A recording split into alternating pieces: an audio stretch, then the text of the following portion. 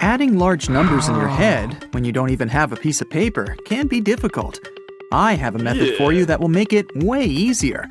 Just make all the numbers you need to add a multiple of 10. Let's take two 3-digit numbers as an example. 543 plus 339.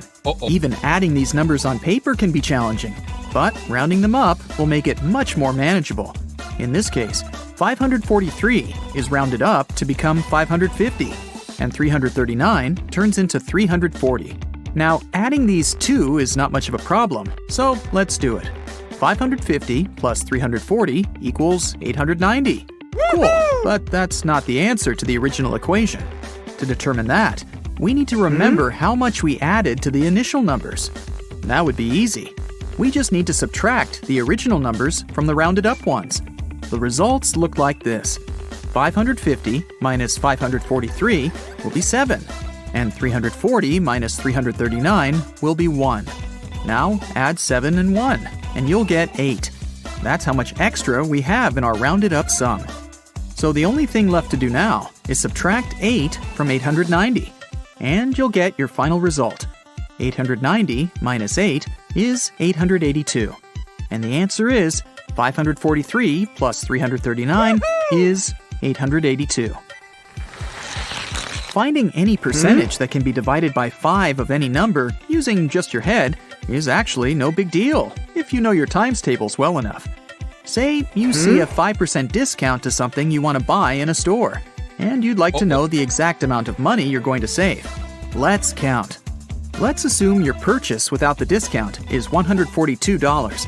You need to determine 5% of that sum.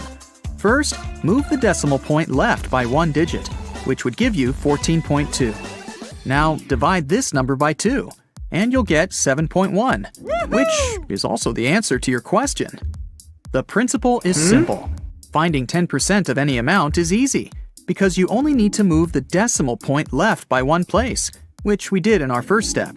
And 5% is 10% divided by 2, right? So that's why we divided the resulting sum by 2 as well. Finding any percentage that's a multiplier of 5 can be done in a more or less similar way. Let's take 35% of 324 as another example. Again, move the decimal point left by 1 place, getting 32.4. Now, you need to do 2 different actions with this number. First, multiply it by 3, which will get you 97.2. Second, divide the same number by 2, resulting in 16.2. And now, all that's left to do is add these numbers. 97.2 plus 16.2 equals 113.4. That's your answer. 35% of 324 is 113.4. Let me explain in case you didn't get all these calculations. First things first, you divide the number by 10 and move the decimal point left. Then, you need to multiply your number by 3.5. It's not easy to do it in your head, so you separate the numbers before and after the decimal point. First, you multiply your number by 3, and then by 0.5. To multiply any number by 0.5, you actually need to divide it by 2, since 0.5 is half of your number. And then, when you're done with all the multiplications, just add the results to get your initial number multiplied by 3.5. This might sound complex at first, but if you practice this method a bit, you'll find it very easy to apply. Now let's get away from complex calculations and have some fun instead.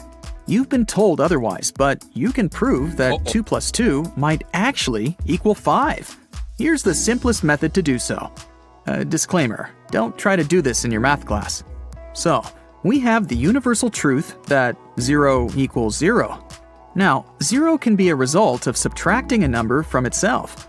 Let's take numbers 4 and 10 for our case, and we'll have this equation. 4 minus 4 equals 10 minus 10. Taking it one step further, 4 can be written as 2 to the power of 2, and 10 can be written as 2 times 5. In the end, we get this equation. 2 to the power of 2 minus 2 to the power of 2 equals 2 times 5 minus 2 times 5. Next, in math terms, we can simplify it by using brackets, and here's what we get. 2 minus 2 times 2 plus 2 equals 5 times 2 minus 2. Again, according to the rules of math, we can cancel 2 minus 2 on both sides, and the result will be 2 plus 2 equals 5. Yeah, that's how you prove the impossible. Math can do incredible things. Okay, getting back to real math tricks. Squaring numbers after 10 can be a pain, but there's an easy way to square any two-digit number that ends in 5. Let's take 45 as an example. First, you need to multiply the first digit by itself plus 1. That is, 4 plus 1 is 5. So you need to multiply 4 by 5, getting 20. Now add 25 at the end, and you get 2025. That's it. Here's your answer. 45 squared is 2025. Check it with a calculator if you don't believe me. A simple way to multiply any, and I mean any at all, number by 5 has probably never been mentioned to you at school. There's a slight difference in methods depending on whether the number is even or odd. Let's start with even numbers. Say you have to multiply 3,566 by 5. First, divide the number by 2, getting 1,758. Now add a 0 to it, and you've got your answer, 17,580. Now let's try odd numbers. We'll take 2,463 as an example. First of all, subtract 1 from the number, getting 2,462. Now divide it by 2 again, resulting in 1,231. And then, instead of a 0, put a 5 at the end, which will get you 12,315. This is your answer. 2,463 times 5 equals 12,315. All right. Now I've got a puzzle for you. See if you can solve it in 10 seconds. You have an equation made of matchsticks, which reads 2 equals 6. You need to move just one matchstick to make the equation true. The timer is set.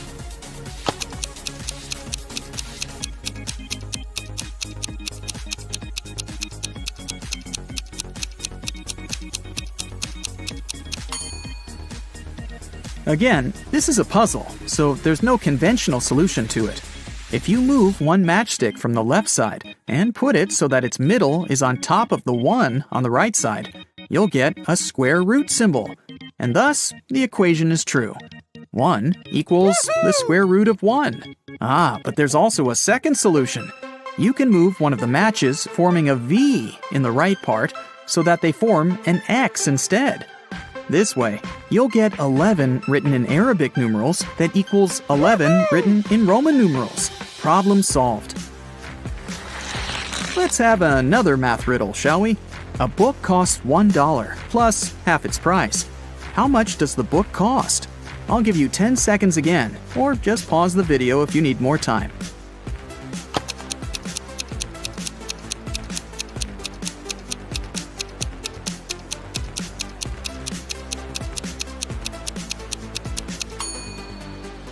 To solve this riddle, you need to build an equation where B is the cost of the book, and you have to find it. The equation will look like this. B equals 1 plus B over 2. Because to find B, you need to add 1 and half the B.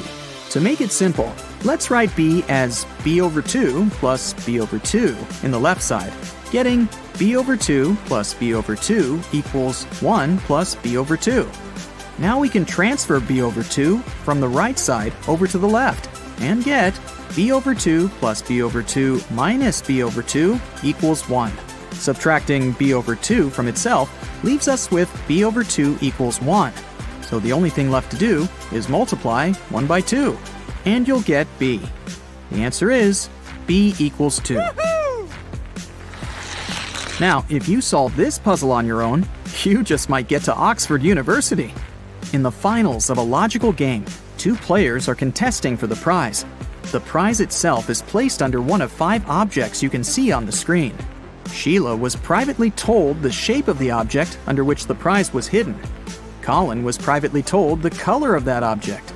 Both players are mathematicians and use perfectly logical reasoning to find the answer. and either of them knows that the other was told the shape or the color of the object. The host asks them, "Do either of you know where the prize is?" The players say no. The host then asks, "Do you know now?" They both shake their heads.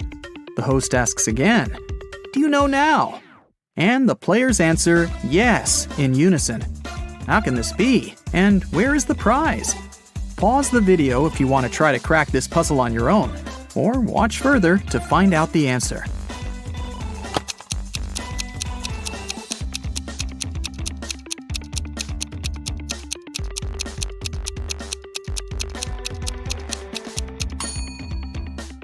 So Sheila was told the shape of the object. So for her, it would be either the red or green triangle, either the green or purple circle, or the only square there is, the red one.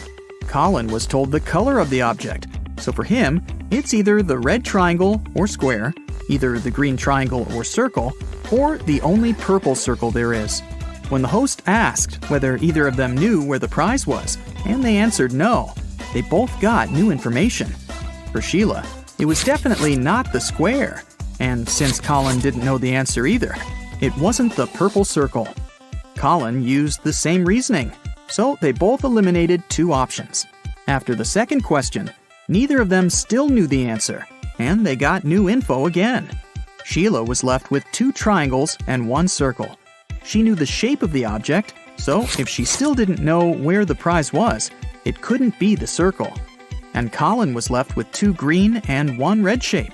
Since he knew the color but didn't know the answer, it couldn't be the red one. Thus, two more objects were eliminated for both. And finally, after the third time the host asked them about the prize, they knew for certain that it was the green triangle, using only their initial information. In PE class, all students were standing in a circle. If the 5th student was exactly opposite the 12th student, how many students were in the circle?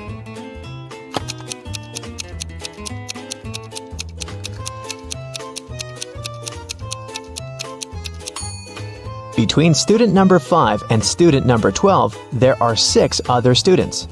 If these two are opposite each other, then on the other side between them, there are also 6 students. This makes 14 students in the circle. Danica owns a candy store. She sells candy for $0.12 a dozen. How many candy pieces can you get if you have $1?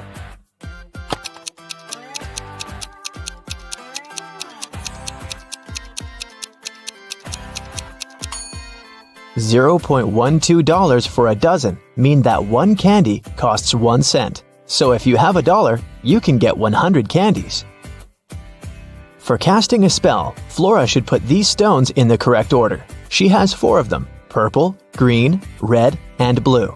The instruction says, 1. The red one only has 1 stone next to it. 2. The green and purple stones aren't next to each other. 3. The green stone is the last one. Can you help Flora?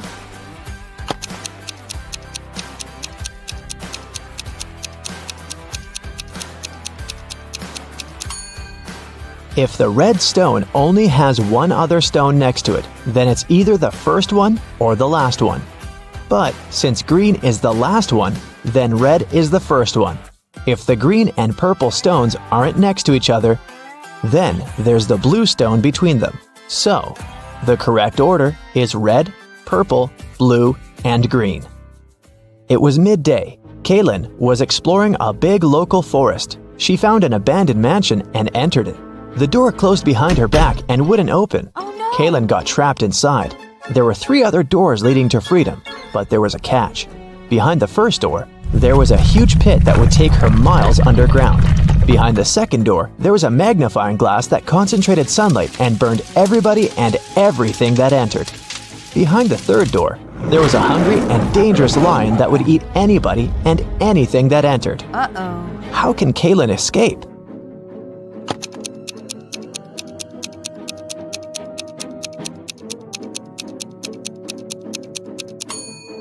Kaylin should wait until sunset. When the sun goes down, the second door with the magnifying glass won't be dangerous anymore. Amelia, Belle, Chloe, and Della are identical quadruplets who always prank people. One day, one of the girls' teachers had to let Amelia leave the class early.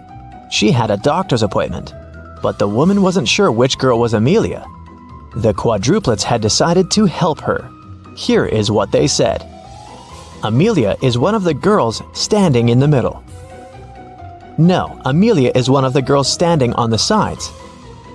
I'm Amelia. I'm not Amelia. 3 girls lied and 1 told the truth. Who is Amelia?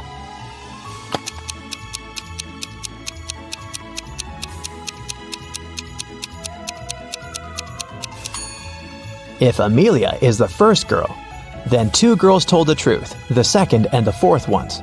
If Amelia is the second girl, then the first and the fourth girls told the truth.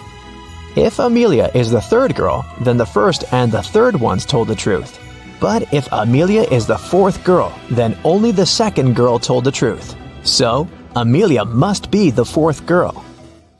Esme was having a walk in the forest and got lost. She found a witch's house, petted her black cat, and asked the witch to send her home. The witch wanted to play a game. If Esme won, she'd send her home. But if Esme lost, she'd have to stay with the witch forever.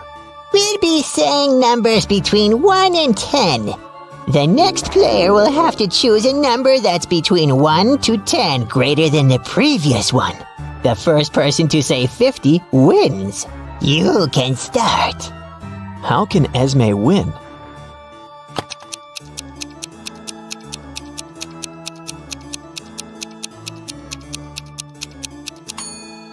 If she wants to say 50, she needs the witch to say a number between 40 and 49. So, before 50, she has to say 39. If she wants to say 39, the witch has to say a number between 29 and 38.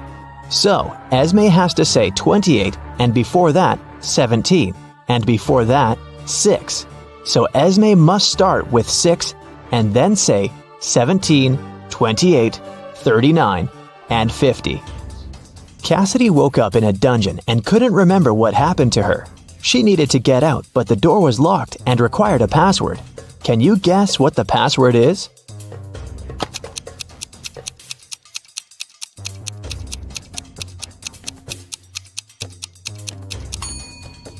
Every next number is made by moving the last digit of the previous 4 to the front.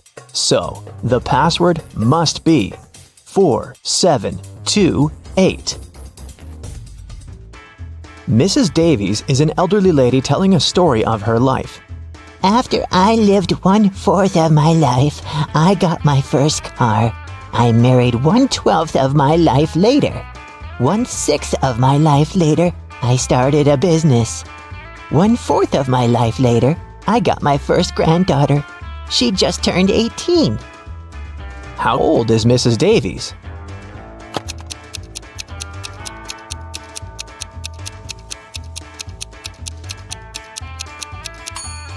Let's say Mrs. Davies is X years old. 1/4 of her life, till she gets her first car, X is 4. Then we add 12 till her marriage. X till opening her business, 4 till the birth of her granddaughter, and finally 18 years from then till now. It should all be equal to X. If you solve this equation, you'll figure out that X is equal to 72. So, Mrs. Davies must be 72 years old. Esme was walking in the forest, and you know what? She didn't get lost this time. She knew how to get home, but the other road led to the witch's house, and the girl recently came up with a cool riddle for the witch. So, Esme decided to pay her a visit. She offered a deal. If the witch couldn't solve her riddle, Esme would get her cat. The witch agreed, and Esme gave her a square piece of paper, 4 inches by 4 inches, with a total area of 16 square inches. Turn it into a square with a total area of 8 square inches without a ruler. How can the witch do it?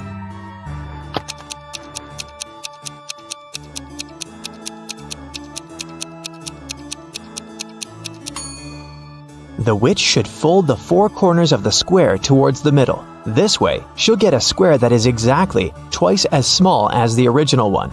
Apparently, the witch gets to keep her cat this time.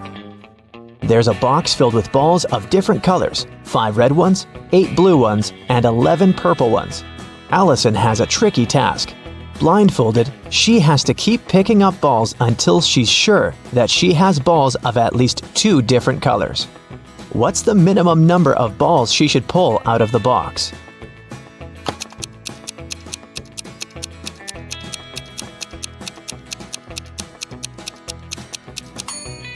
In the worst-case scenario, Allison will be picking up balls of the same color until there are no more of them left in the box. The majority of balls are purple, so if she picks up a purple ball every single time, it'll be 11 balls.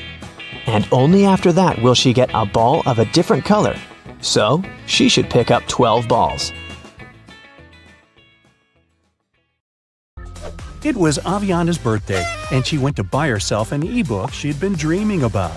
The ebook and the case cost $150 in total. If the ebook was $100 more expensive than the case, how much did each item cost?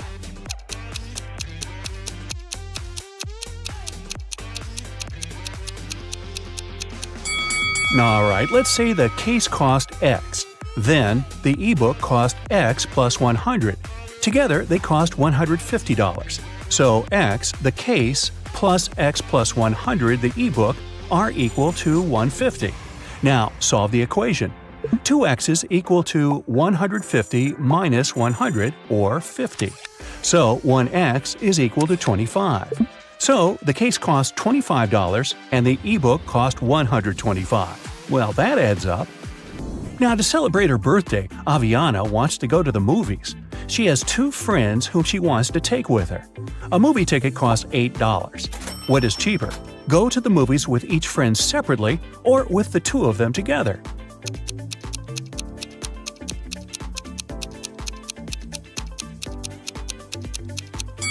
Of course, it's cheaper to go with the 2 of them together. If she goes there 2 times separately with each friend, she'll have to buy a ticket for herself twice. So she'll buy 4 tickets. But if they go together, she will only buy 3 tickets. Yes! 5 friends met for the first time in 5 years. Each one shook hands with each person in the group, but only once. How many handshakes were made?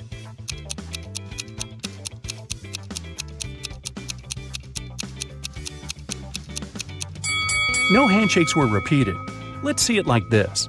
The first friend shook the hands of the 4 remaining people once. Then the second friend had already shared a handshake with the first person, so they shook hands with 3 more people.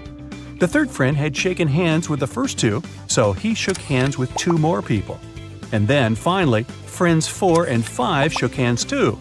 4 plus 3 plus 2 plus 1 is equal to 10.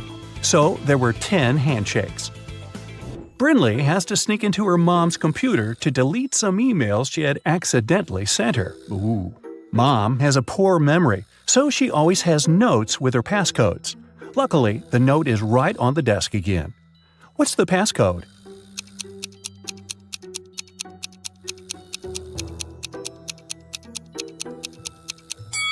Every number equals the number of circles in it, so the last number is equal to 3. It's a 5-digit number, so try 82193. Danica and Elora are best friends who live in different parts of town but study in the same college. Every morning they leave their houses at the same time and first meet at a cafe to drink some coffee before classes. Danica goes there by car and Elora goes by bike. When they met, which girl was closer to Elora's home?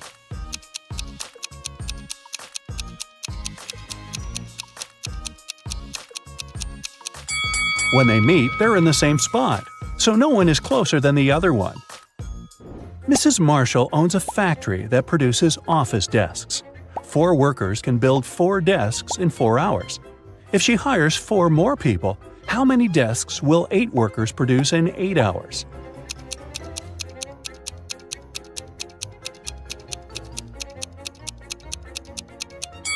If 4 workers produce 4 desks in 4 hours, it means that each worker produces 1 desk in 4 hours. So 8 workers will produce 8 desks in 4 hours, or 16 desks in 8 hours. Maya has 4 pens, a blue one, a black one, a red one, and a green one. They lay on the table in some order. Here are some hints. 1. The green one is somewhere in the middle. 2. The blue one is to the left of the black one and to the right of the red one. 3. The red pen is right next to the blue one. So, what's the order of the pens?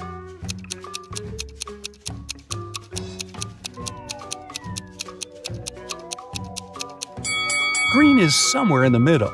Since blue has some other colors on both sides of it, it means it's in the middle too. Let's decide which one is where. If the green pen is in position 2, then the blue one takes position 3.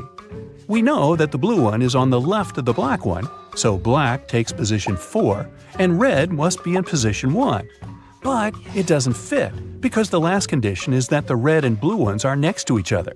So, let's switch the green and blue. Now blue is right next to red, but it's still to the left of black. So the right order is red, blue, green, black. Yvonne cuts one baguette into 4 pieces in 12 seconds. How much time will she need to cut the same baguette into 8 pieces?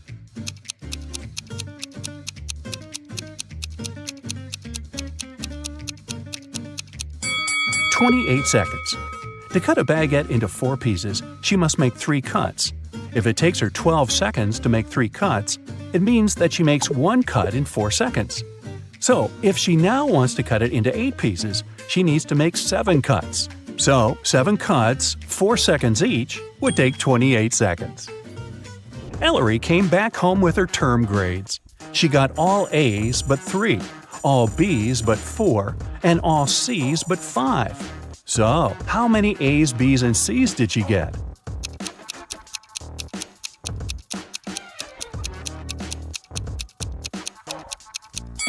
Let's start with A's. They are all but 3, so there are 3 B's and C's together, which is either 2 C's and 1 B or 2 B's and 1 C. Let's start with the first option. If it's the case, there are 4 A's and C's. If there are 2 C's, then she has 2 A's too, also. The condition all C's but 5 tells us that if there's 1 B, there must also be 4 A's, not 2. So it can't be. If there are 2 B's and 1 C, then from all B's but 4 and 1 C, there are 3 A's. From all C's but 5 and 2 B, there again must be 3 A's. So he has 3 A's, 2 B's, and 1 C. Nice work, Ellery! You are outside a room with 3 switches in the off position. One of the switches turns on the light bulb in the room. You can turn on as many switches as you want, but you can only walk into the room once. How can you find out which switch turns on the light?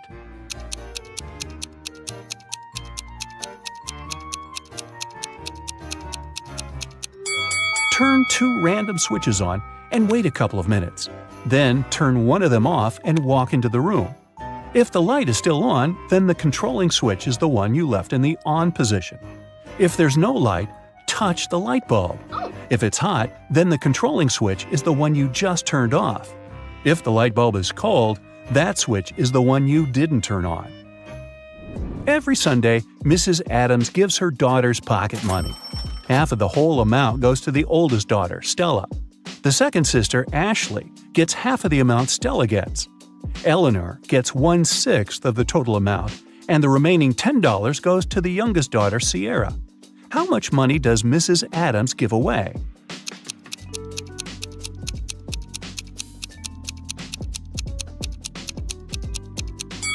Seems like Stella gets 1/2 of the money, Ashley gets half of a half, which is 1/4 of the original sum, and Eleanor gets 1/6.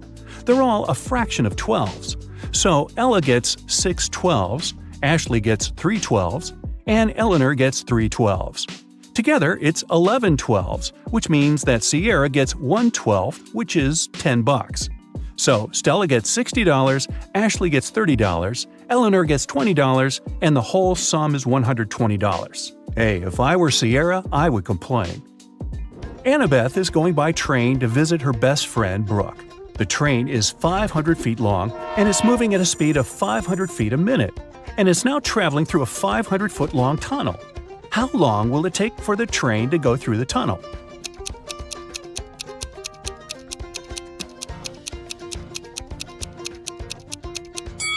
When the train goes into the tunnel, it will take exactly 1 minute for its head to reappear on the other side. But the rest of the train should get out of there too. Once the head of the train is out, the back of the train just entered the tunnel, and it'll need another minute to travel through the tunnel. So the train will need 2 minutes in total. An elf hired a fairy to take care of his garden for a week. As a daily payment, the fairy takes 1 inch of a candy cane. The elf has a 7-inch candy cane in one piece, but the fairy wants to be paid every day because fairies don't trust elves. The elf has a knife that can only make 2 cuts. How can he manage?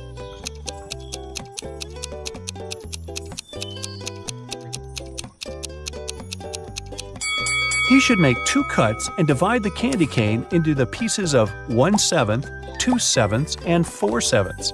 The first day, he'll give her the 1/7 piece. The second day, he'll give her the 2/7 piece and will take the 1/7 piece back. After the third day, he will give her the 1/7 piece back. After the fourth day, he gets back the 1/7 piece and 2/7 pieces and gives her 1/4/7 piece instead. Then he gives her 1/7. On the sixth day, instead of 1/7, she gets the 2/7 piece, and on the last day, he gives her the final 1/7 piece. Of course, this whole thing goes kablooey if the fairy eats the candy during the week. Well, it's the fairy's grandpa's birthday today.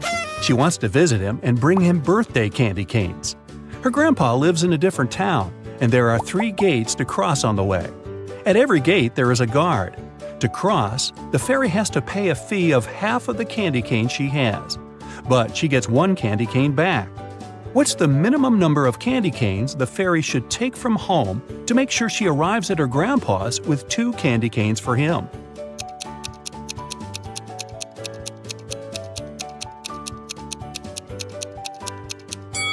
She should take just 2. At every gate, she'll have to give away half, which is 1, and she'll be getting that one back. Ooh, tasty! Look at this picture. There's something wrong here. Can you figure out what it is?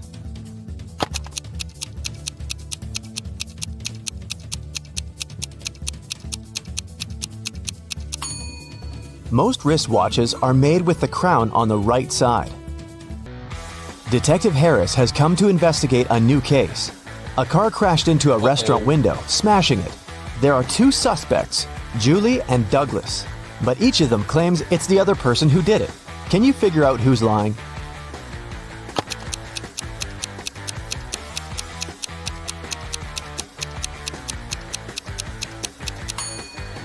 It's Julie. The tire tracks on the ground belong to her car. At 9 a.m., Ethan got a call from his friend, an owner of a large business. The man said that a very important document had disappeared from his office. It had been on his desk the evening before, but now it was nowhere to be found. Ethan immediately went there to question his friend's employees. Soon, he had 3 suspects. Walter said he had spent the previous evening at the movies. Joan had dinner with her friends, and Zachary visited an art gallery. It didn't take Ethan long to understand who was lying. Do you know it too?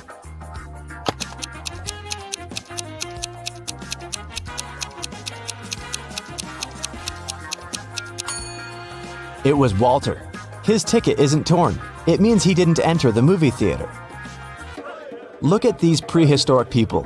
Who is from the future?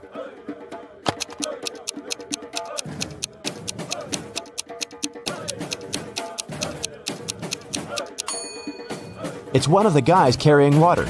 He's holding a flashlight. Cheryl was reading a book, but she was careless and accidentally tore out pages 7, 8, 100, 101, 333, and 334. How many pages will she have to fix?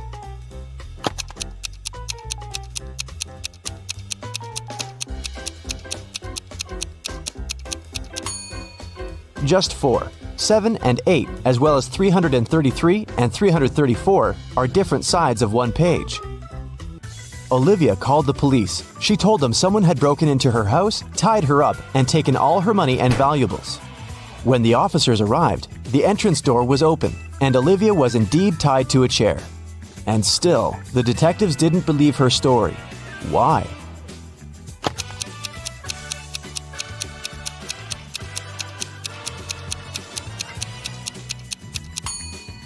If the girl was tied, how did she manage to call the police? Gemma returned from Asia and brought a precious porcelain figurine. She organized a party and invited all her friends to tell them about her journey. They had a great time, but after her friends left, the woman realized the figurine had disappeared. Oh no! She called the police and showed them the photos she had taken at the party. One of the officers immediately realized who had stolen the figurine. Do you understand it too?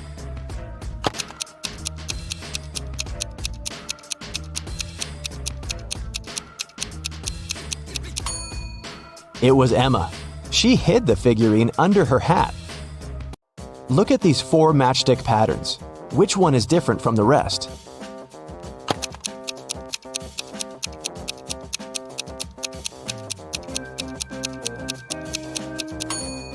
It's pattern number 3. In all others, you can find 2 rectangles, but this one forms just one. One scientist needed volunteers for his experiments, and 2 friends, William and Oliver, needed money. And since the scientists promised the experiments were going to be harmless, they agreed to participate. But in reality, the scientist planned to test the volunteers' reaction to different poisons. First, he trapped the guys in his lab. Then he separated them and locked them in different rooms. William and Oliver could only escape if they joined their efforts. Unfortunately, the scientist was extremely cautious. The guys didn't see each other. One of them could only use the bathroom only in the evening, and the other only in the morning. And still, in a couple of days, the guys managed to get away. How did they do it?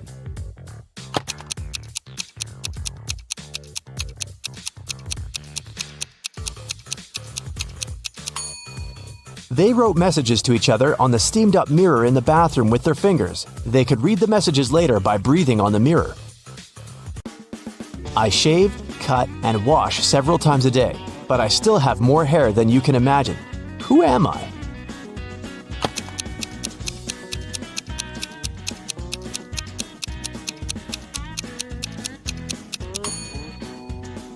I'm a barber.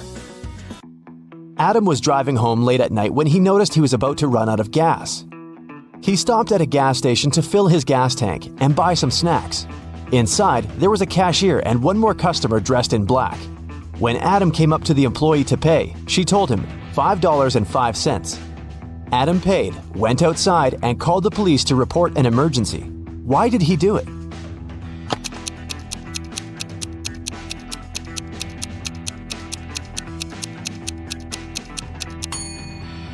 The cash register showed 1835, but the cashier said 505, which looks like SOS.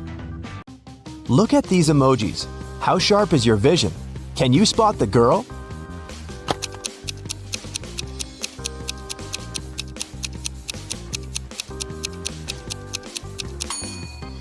Right you are. Here she is, on the left.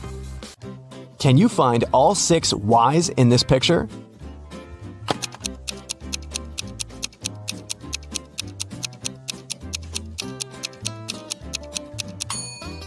Here they are. Good job. You take it and throw away its outside. Then you cook the inside. Then you eat the outside and throw away the inside. What is it?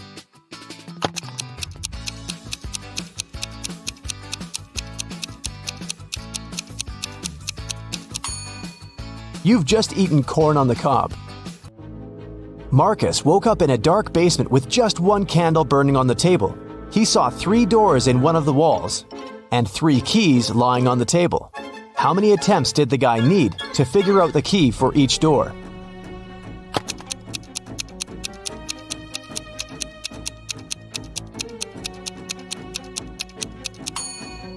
He needed 6 attempts at the most. 3 of them for the first key, 2 attempts for the second key and 2 remaining doors, and just 1 attempt for the last key. But if Marcus is extremely lucky, he might just need 3 attempts. Look at these words. One of them is odd. Can you figure out which one?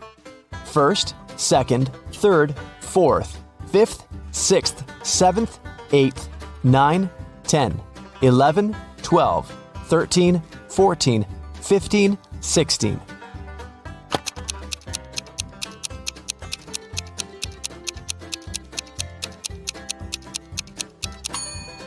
It's the word fourth. It should be spelled as fourth. Look at this picture attentively. What's wrong with it?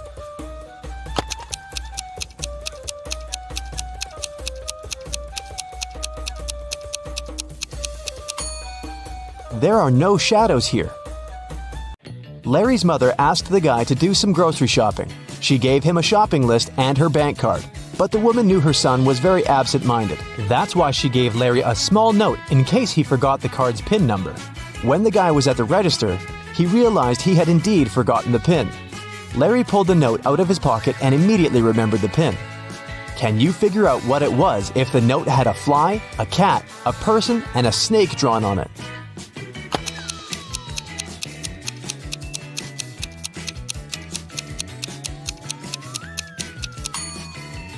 The PIN was 6420. Larry just had to count the number of legs of each creature. What is the missing number?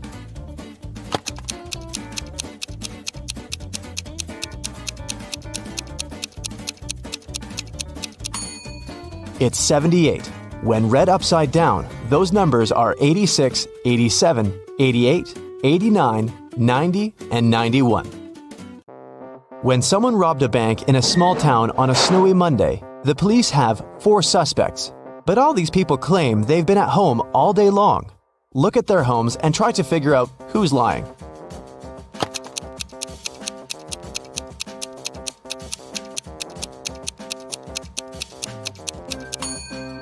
It's Rick.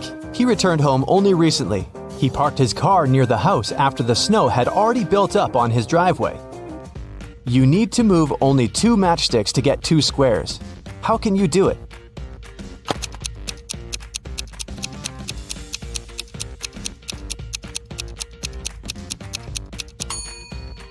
That's how you can get 2 squares. Which of these clocks is the odd one out?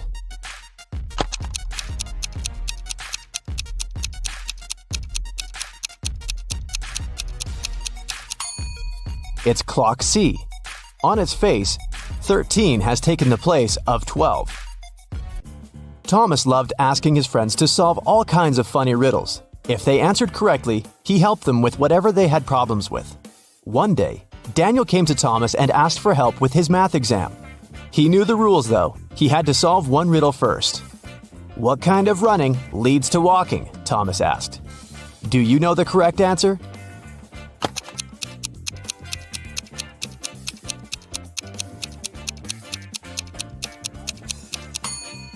Daniel said, "Running out of gas." And he was right. But helping your friend with exam preparation is a difficult task. That's why Thomas asked Daniel to solve one more riddle. A woman drove from Seattle to Los Angeles. It took her 2 days to get to her destination. That's when she discovered one of her tires was punctured. How did she manage to get to Los Angeles? Daniel cracked this riddle. Can you do the same?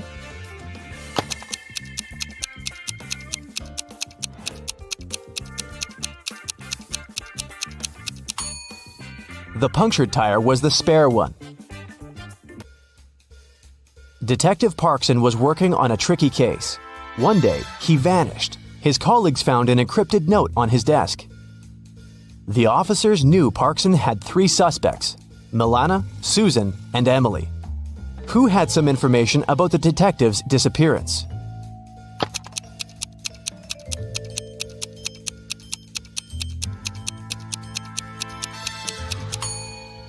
After some time, one of the police officers cracked the code. D plus 1 equals E. L plus 1 equals M, and so on. It was Emily who knew where the detective was. Aaron's enemies kept the guy in a tower that was 150 feet high. Aaron's friends managed to have a pair of scissors and a rope delivered to the man. Unfortunately, the rope was just 75 feet long. And still, Aaron managed to escape. It's known for sure that he cut the rope in the middle. But then what?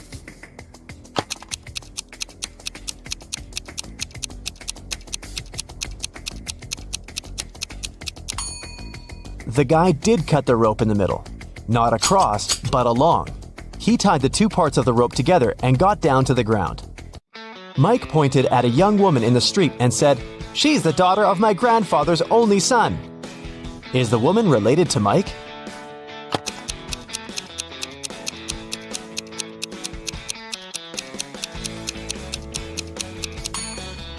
She's his sister. Detective Jackson was walking along the street when he heard some noise. He ran to see what had happened. It turned out that some man had grabbed an elderly lady's bag and sprinted away. The detective ran in the direction witnesses showed him. After he turned the corner, he saw 3 doors. He knocked on the first one. The apartment owner, Patrick, opened the door. The man told the detective he'd just returned from a long run. Another man, Jerry, opened the door. He said he'd been playing basketball behind the house. The third apartment belonged to Raymond, a musician. He had just finished composing a new piece of music. After talking to all these people, Detective Jackson understood who the thief was. Do you know it too?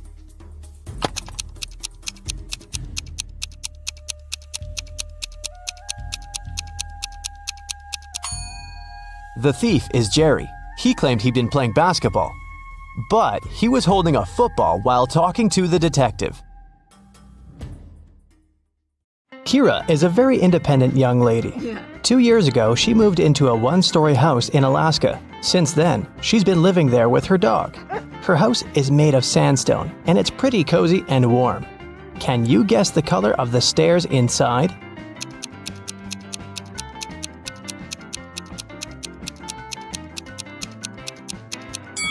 There are no stairs in a 1-story building.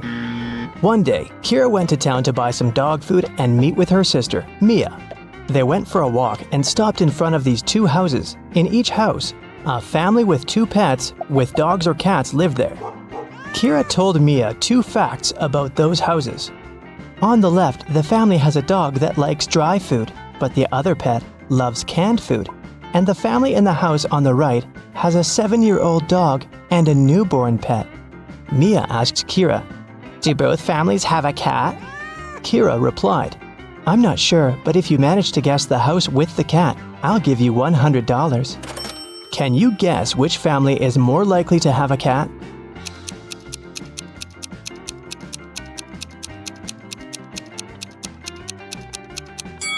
Okay, let's analyze this. The house on the left offers us 3 possible scenarios. A younger cat and an older dog, a younger dog and an older cat, or just 2 dogs. We can't consider a cat-cat option because Mia mentioned that there was at least 1 dog in that house. Now, all these 3 options are equally possible, and 2 of them include cats, so the chances of a cat living in that house are 2 out of 3. As for the house on the right, there are 2 possible scenarios. Since we already know that the older pet is a dog, here's the first possibility. The younger pet is a cat, and the older animal is a dog. And the second possibility suggests that there are just 2 dogs. So, here, the chances are 1 in 2. That's why Kira should choose the house on the left. This way, her chances of winning are higher. Mia invited Kira to visit her workplace. Hello. She's a manager in a luxury resort hotel. The building has 7 floors. 5 people are now staying in the rooms on the first floor. And on each next floor, there are 3 people more than on the previous floor. Can you figure out which floor the elevator is called most often?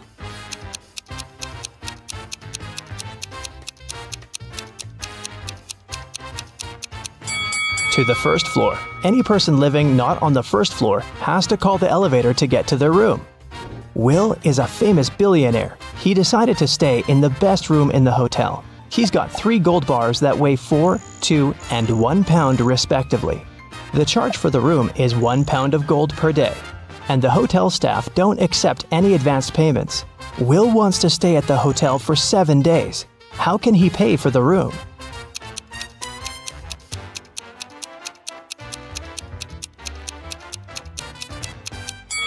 Here's the scheme. On the first day, Will should give them his 1 pound bar. On the second day, he should give the 2 pound bar and take his 1 pound gold bar back.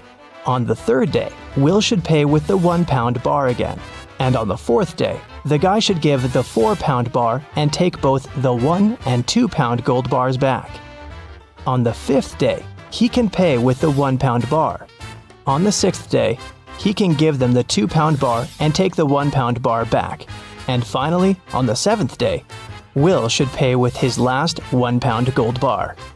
Will offered Mia a deal. If you crack my riddle, I'm going to give you the biggest diamond from my collection.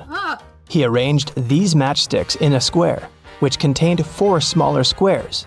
Can you remove only 2 matches so that there's only 2 squares instead of the 5? Mia nailed it right away. What about you?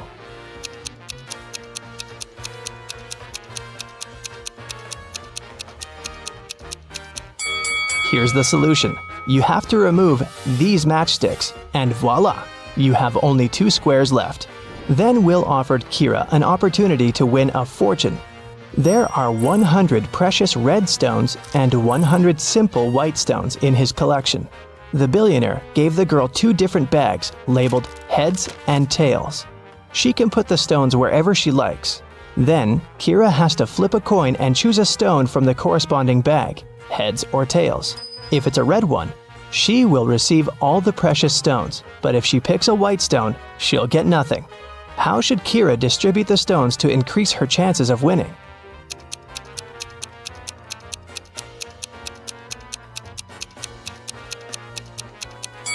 If she puts just 1 red stone in one bag and all the other stones in another, her chances of winning will be 3 and 4. Let's wish her luck.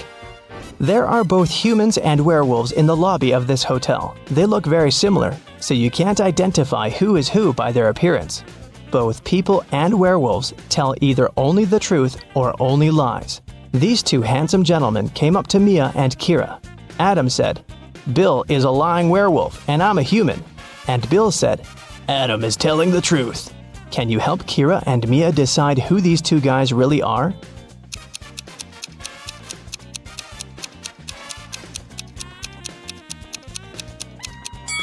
We know that they cannot tell half-truths. So, Adam's statement is only true if both parts of it are true. Let's suppose that Bill is an honest human. Then Adam should be honest too. But Adam called Bill a liar, which creates a conflict. It means that Bill's statement cannot be true. So Bill is a liar. And knowing that, we can conclude that Adam is a liar too. But what about their nature? Are they humans or werewolves? Adam's first statement is a lie, which means that Bill is not a werewolf. Therefore, Bill is a lying human. And the second part of Adam's statement means that he's a lying werewolf. Adam and Bill invited Kira and Mia for dinner. When they asked the ladies about their parents, Kira replied, "We have the same father and mother, and we were both born on the same day." Adam asked, "Are you twins?" Mia replied, "Nope, no we're not." How can this be possible? Have you guessed?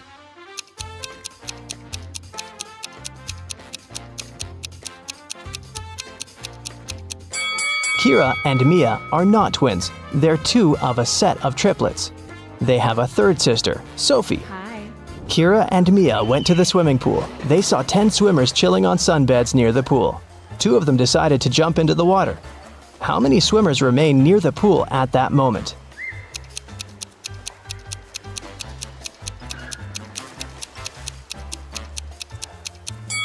10. The 2 swimmers might have decided to get into the water, but it doesn't mean they've done it. Kira entered a very small dressing room. There were 4 cats sitting in 4 corners. There were 3 cats across from each cat, and at each cat's tail, there was 1 more cat. Can you tell how many cats there were in the room?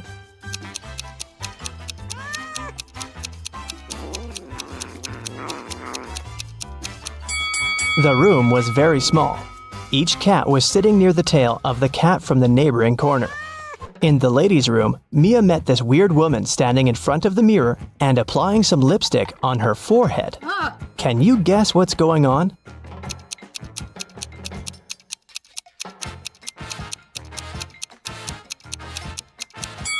She's trying to make up her mind. In the basement of the hotel, Mia and Kira found a barrel with no lid and some milk in it. Kira said, "Whoa, this barrel of milk is more than half full." Oh, And Mia said, "No, it's not. It's less than half full." yes? Without any measuring tools or pouring any milk out of the barrel, how can they easily determine who's right?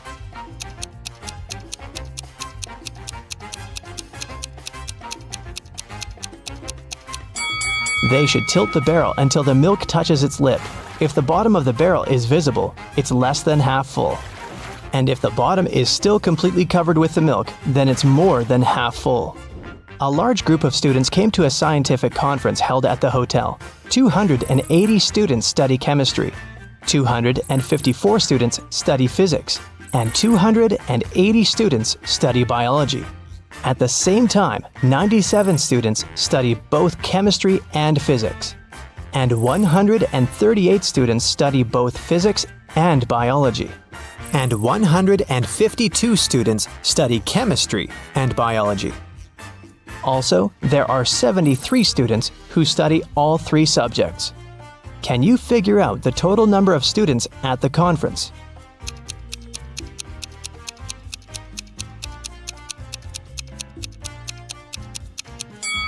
Take a look at this Venn diagram. Now, it's obvious that the total number of students is 500. Mia gave Kira 3 shoe boxes labeled red, blue, and red and blue. She said, "I labeled the boxes incorrectly. You can only open one box of your choice and then label the boxes correctly. If you do it, I'll give you all these shoes." Can you help Kira label the boxes?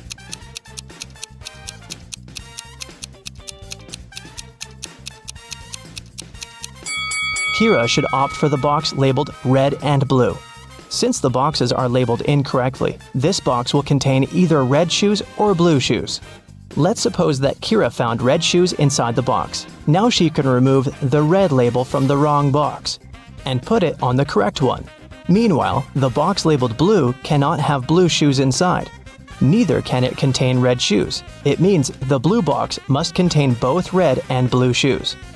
Now, Kira has only one remaining box that she can label as blue, and if inside the red-blue box there's a pair of blue shoes, Kira can use the same logic to label the remaining shoes. Take a look at the table. How many matches can you see?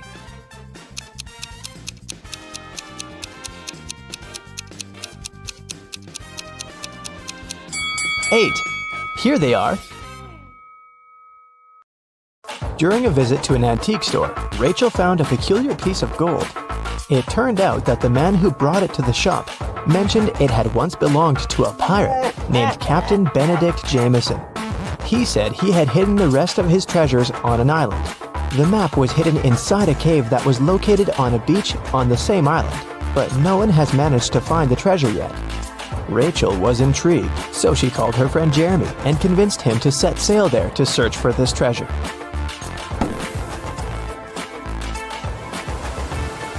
After weeks of sailing, they arrived at the island and looked for the cave first.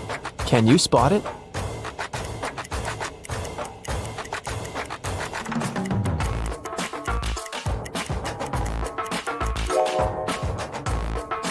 Here it is.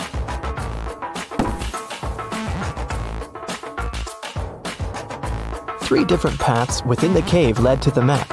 Which one should they choose?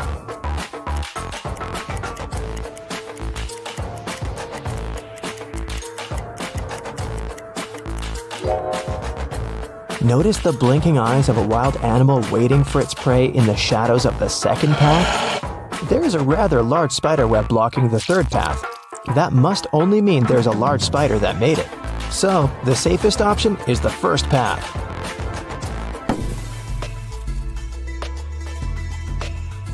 They arrived at the end of the cave and found 3 wooden boxes. Each had a different map on it. Only one map will lead them to the treasure. Which map should they choose?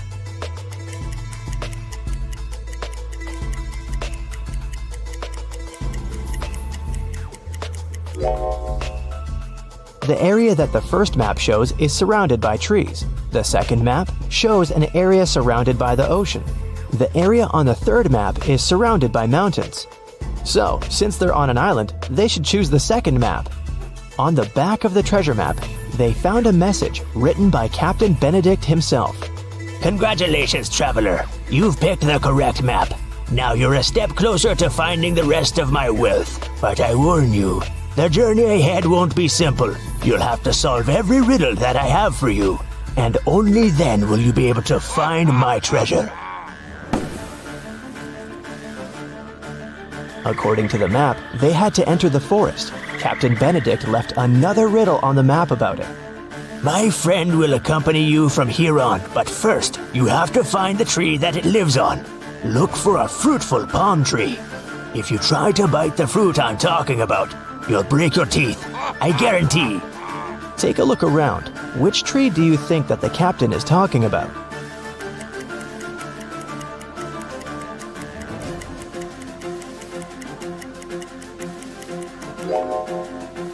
Some of these trees don't have any fruit at all, so none of them can be the tree the captain mentioned. These trees have bananas on them, but you won't break your teeth if you eat bananas. Then it must be this tree with coconuts, because you'll definitely break your teeth if you try to bite a coconut. When they got closer to the tree, they noticed an engraving on it. It said, Look up and find my friend Jonathan the monkey. Take him with you on your journey, because he knows where I hid the key. Then Rachel and Jeremy looked up and saw 3 monkeys. Which monkey do you think Jonathan is?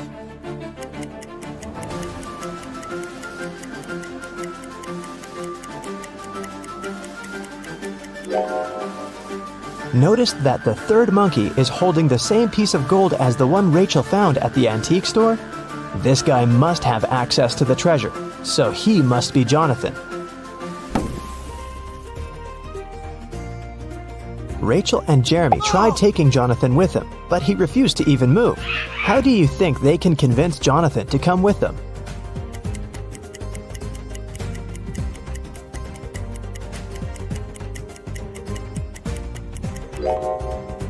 Luckily, there's banana trees around, so they should just give him a banana to gain his trust. Jeremy wanted to climb one of the banana trees to pick a banana, but they were all very tall, and it seemed impossible to climb any of them. However, Rachel suddenly burst with excitement after seeing something that would help Jeremy. What did Rachel see?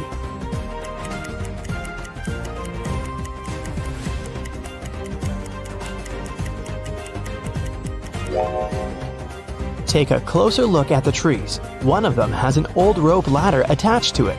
Jeremy can climb up there to get a banana. After Jeremy had picked a banana, Jonathan the monkey got down from the tree to get it. While he was eating his banana, Rachel and Jeremy felt hungry and decided to take a break to eat something too. However, when they reached for the food in their bags, everything was gone. Can you guess what happened?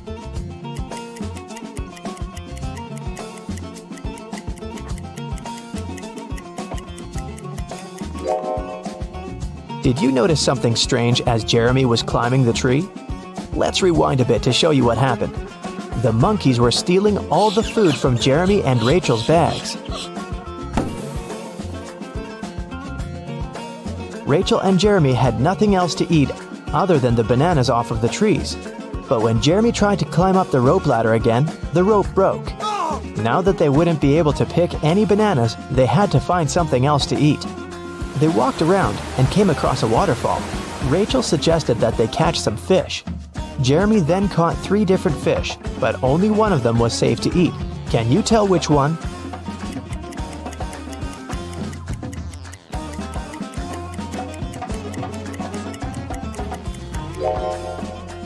They should eat the first fish because the second fish has spikes on it, so it's not suitable to eat. The third fish isn't real. It's electronic. It has small cameras instead of eyes. They fell asleep after eating, trying to figure out where the electronic fish came from. The next morning, when Jeremy woke up, he realized that Rachel was gone. Then they heard a man's voice. Jeremy couldn't figure out where it was coming from, but Jonathan the monkey pointed to the electronic fish. The voice said, I have your friend. Answer this riddle of mine if you want to see your friend again. There's a 1-story house in which everything is green. Green walls, green doors, green furniture. What color are the stairs?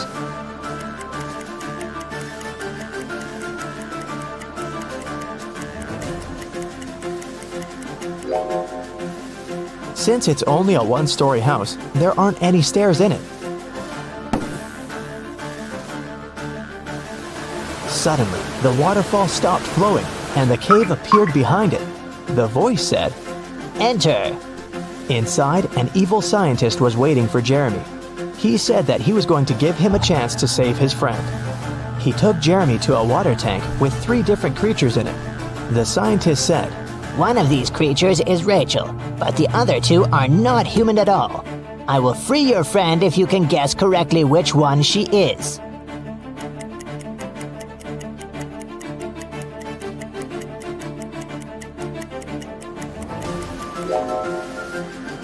Take a closer look at the second creature. There are definitely human legs covered with seaweed.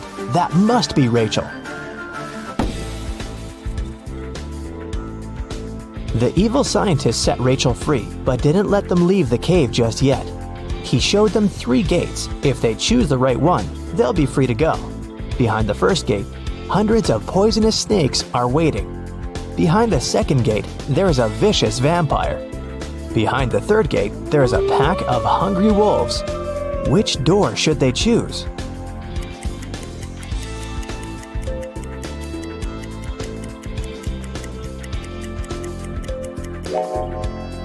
They should choose the second door. It's morning outside, the sun is shining bright, and vampires can't survive the sun. After Rachel, Jeremy, and Jonathan got free, they got back on the trail following the map and arrived at the side of a cliff. There were 3 different bridges in front of them from which they could walk across to the other side. Which bridge should they choose?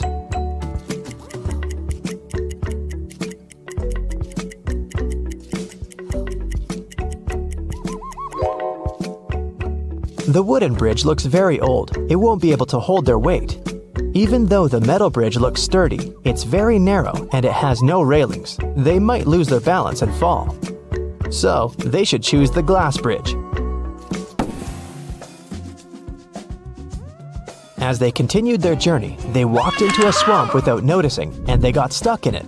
There were 3 ropes hanging from a tree, with which they could pull themselves out. Which rope should they choose?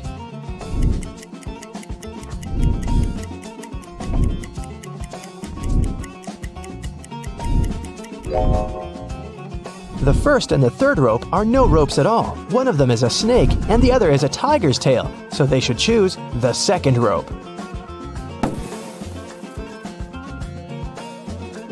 After they saved themselves from the swamp, they were finally able to make it to the last destination that was marked on the map. There was a trap door in the ground. They had to go through it, but it was locked with a 5-letter combination padlock. However, Captain Benedict left a clue on how to unlock it in his notes, and the clue was 3, 8, 5, 19, 20. What do you think it means?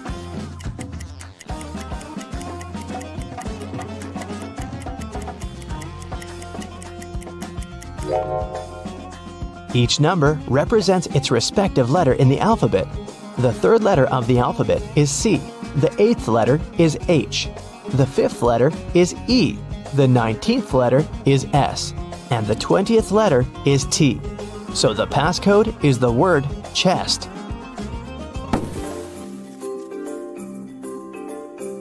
Once they opened the door, they saw a staircase leading to an underground room.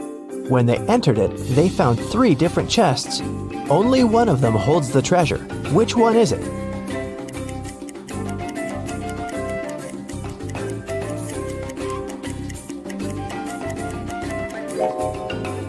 Can you see the ants coming in and out of the first chest carrying small pieces of food? And a sticky slime-like substance is oozing from the 3rd chest. It must be filled with whatever that is. But there is a golden reflection coming from the 2nd chest. That can only mean the gold is in there.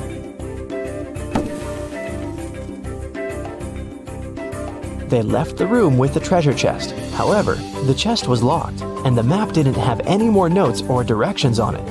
Jonathan started pulling Rachel's shirt as if he wanted to say something. Then, she remembered Captain Benedict's previous note. My friend Jonathan the monkey knows where I hid the key. So she and Jeremy started following Jonathan. They arrived at a beautiful garden with 3 statues. Each statue was holding a key, and only one of them would open the treasure chest. Which one should they choose?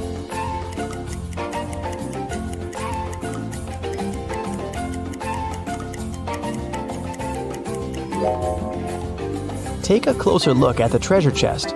The lock of the chest has a little emerald on it. The first key has a ruby on it. The second key is decorated with an amethyst.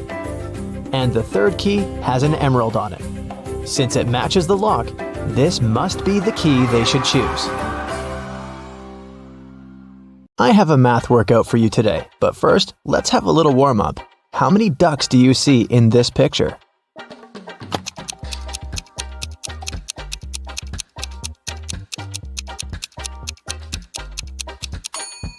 Don't forget about the hidden ones. There are 15 ducks.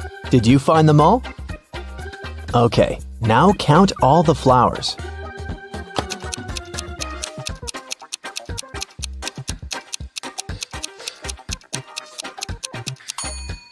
Right, there are 17 of them. Can you spot 3 differences between these photos?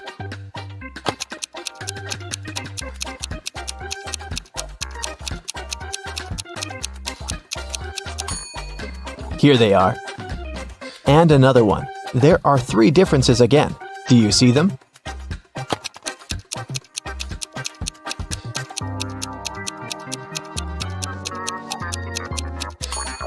Okay, here they are. Good job. Okay, now a bit of math for you. Look at this picture.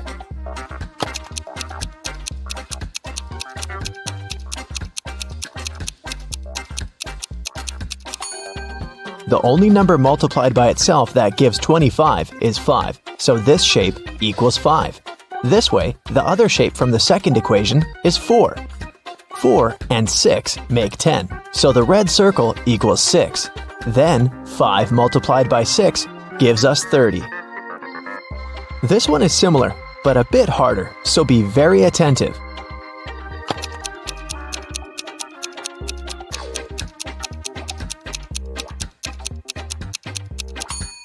Okay, 3 pairs of sneakers make 30. Then 1 pair equals 10. Then 1 cat with a whistle must be 5. In this case, 2 whistles equal 4, so 1 whistle is 2. Now the last one. A pair of sneakers is 10. We know that a cat with a whistle is 5, but this kitty doesn't have a whistle. But since a whistle is 2, the cat without a whistle must be 3. And a whistle equals 2. So, it's 10 plus 3 multiplied by 2, which is 16. Ava and Dakota are sisters. When Dakota was 18, Ava was half her age. Now that Dakota is 26, how old is Ava?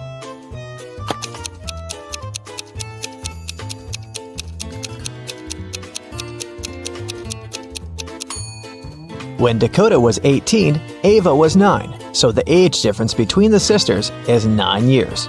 If Dakota is 26 now, then Ava is 17. When Polaris was 16 years old, her mother was 39. If Polaris's mom is twice her daughter's age, how old is Polaris?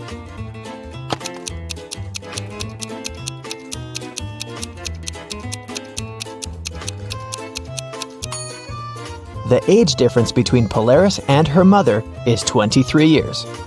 That means now, Polaris is 23 and her mom is 46. Yvonne had a big collection of CDs. One day, she decided to clean up her house and counted that she had 172 CDs. She sold them all except for 7 CDs of her favorite singer and 5 CDs of her favorite band. How many CDs does Yvonne have now?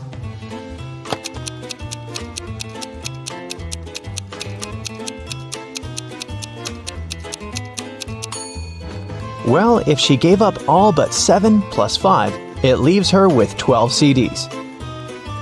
In PE class, all students were standing in a circle. If the 5th student was exactly opposite the 12th student, how many students were in the circle?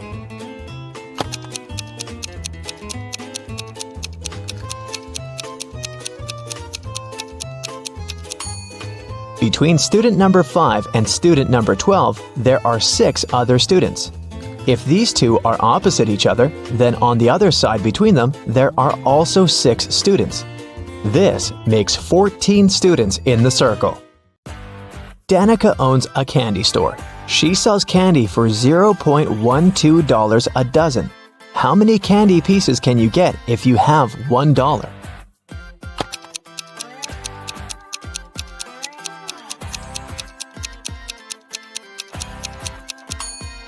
$0.12 for a dozen mean that one candy costs 1 cent. So if you have $1, you can get 100 candies. For casting a spell, Flora should put these stones in the correct order. She has 4 of them: purple, green, red, and blue. The instruction says: 1. The red one only has 1 stone next to it. 2. The green and purple stones aren't next to each other. 3. The green stone is the last one. Can you help Flora?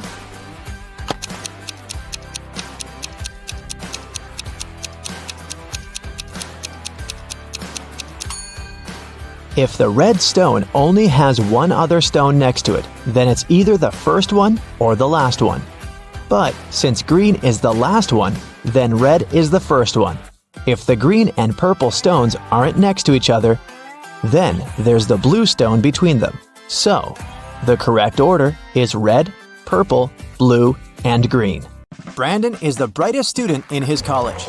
The next evening after graduation, he received this mysterious letter. The note said, "We have a job for you." He turned the note around and saw this message. Brandon cracked this encoded puzzle right away. What about you?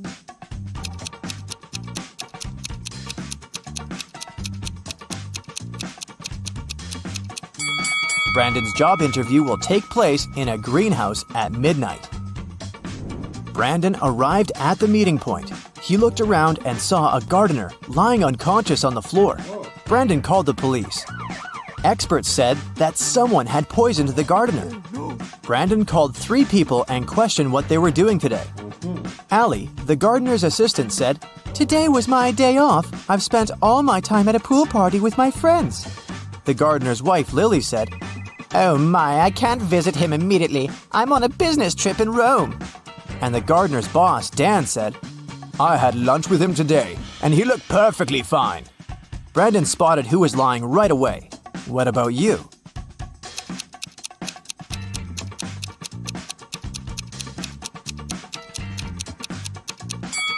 Lily is lying. Take a look at her hotel window. Can you see the Eiffel Tower? She's not in Rome, but in Paris. After solving this case, Brandon received a message. "Congratulations, you've passed the first stage. See you in the basement." Brandon went downstairs and faced this combination lock. Now he needs to open the door to move on to the next level of his job interview. Can you help him crack the code?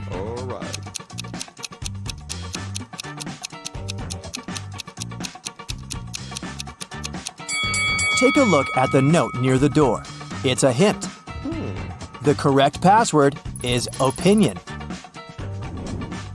Brandon entered a huge office and saw this guy. He said, "Nice to meet you, Brandon. I'm Mr. Green. My wife and I have 6 sons. Each son has 1 sister. Can you count all members of my family?" Brandon nailed it right away. What about you?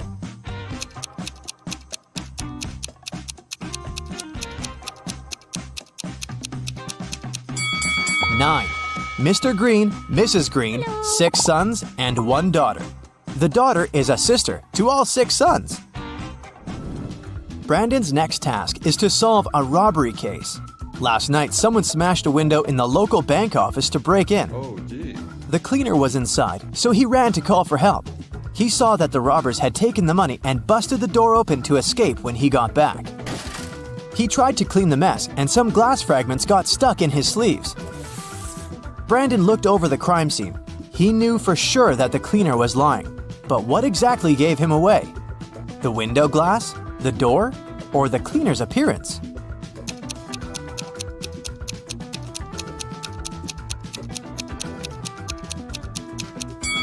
The door frame was broken outwards, indicating that whoever was inside broke out, which fits the story. The glass can shatter in all directions. Still, not enough evidence to prove that the cleaner's lying, but his arms are covered in glass. He did say that he was cleaning up, but those tiny shards indicate he was standing very close to the window when it was broken. And, probably, he was the one who had smashed it. Busted. After solving this case, Brandon received the next task, to make this equation correct by moving just one matchstick. Do you have any ideas?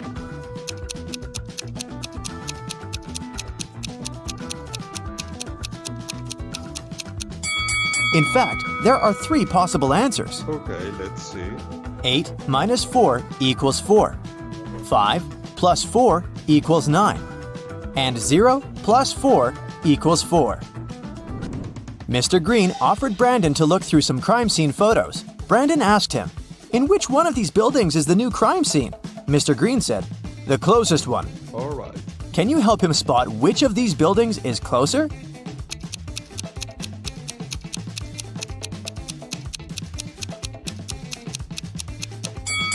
This building has blocked out the pattern of railings on the right-hand building. Therefore, it's closer. And if you look very attentively, you can also see the satellite dish obscuring the other building. To accomplish the next task, Brandon needs a laptop.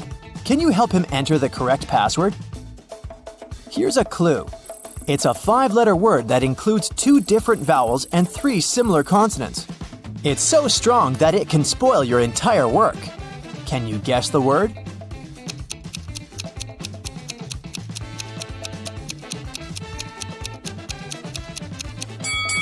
It's an error. Brandon saw this picture on the screen. His task is to spot which direction the car is moving, left or right. Can you help him?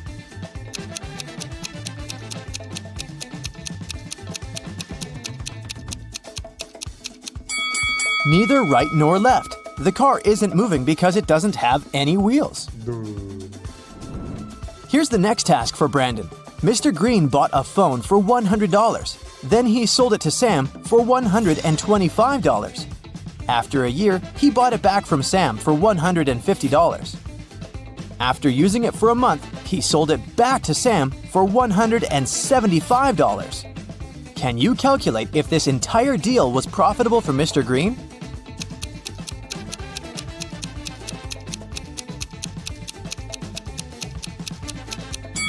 In the first deal, Mr. Green made a profit of $25 from Sam.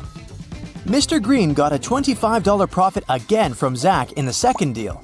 Therefore, the entire deal was profitable for Mr. Green, and he made a total profit of $50. Brandon woke up in a forest. He wandered around for a while and met these 3 ladies. They all claimed that they had gotten lost in the woods 2 months ago. Can you spot any liars among them?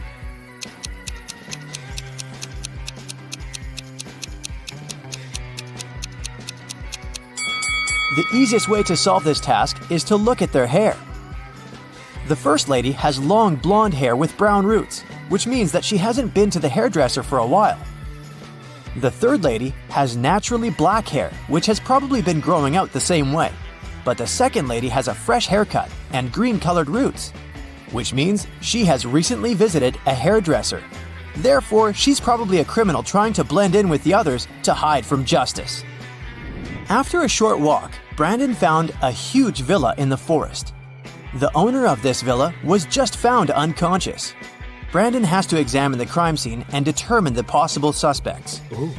3 housekeepers, Mary, Wendy, and Jane, were the only people who were around at the time when the owner felt sick. What? Strangely, they all had red stains on their hands. Mary said, "These stains on my outfit are just red paint. I was painting the benches in the garden." Wendy said, "My stains are from the nail polish."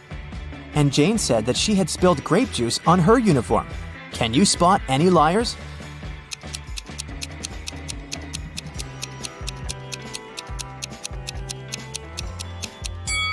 Take a closer look at the grape juice Jane is holding.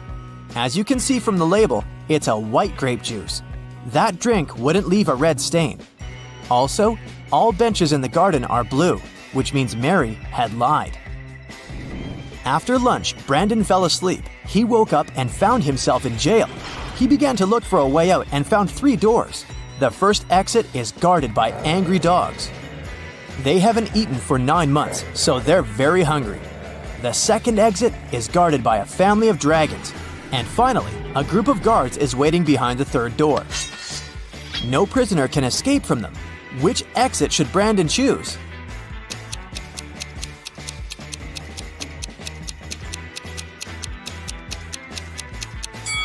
He should choose the first way. If the dogs haven't eaten for 9 months, they're probably too weak to stop Brandon from escaping. Brandon and Mr. Green entered an elevator to get to the final step of the interview. Brandon spotted 3 odd things about this elevator right away. What about you?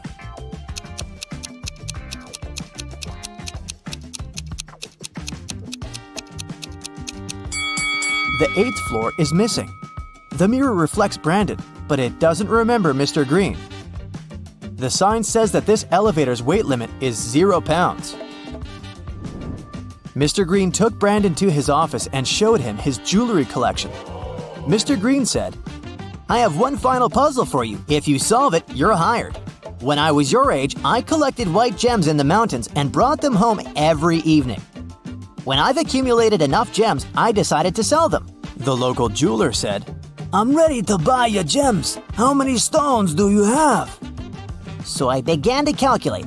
I bought a huge box that contained 3 mini boxes, and 2 of them had another mini box inside. So if the huge box can hold 50 gems, how many blue gems did I sell to the jeweler? Brandon nailed it and got the job. What was his reply?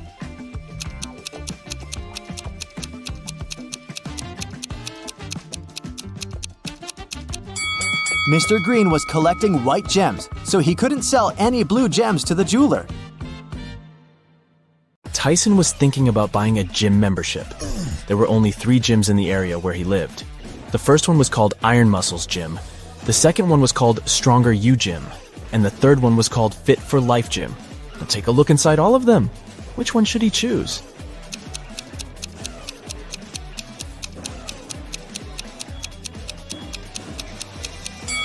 Do you see the clean towels wardrobe inside the Stronger You Gym? They don't look clean at all. It's not the best option unless he loves germs. And take a closer look at the running mill inside the Fit for Life Gym. It's broken. That's an accident waiting to happen. So he should pick the Iron Muscles Gym. Ellie and Ollie were looking for a nice hotel to spend their vacation together with their puppy. After checking out some places online, they brought down their options to 3. Take a look at the website of each of them. Which one should they pick?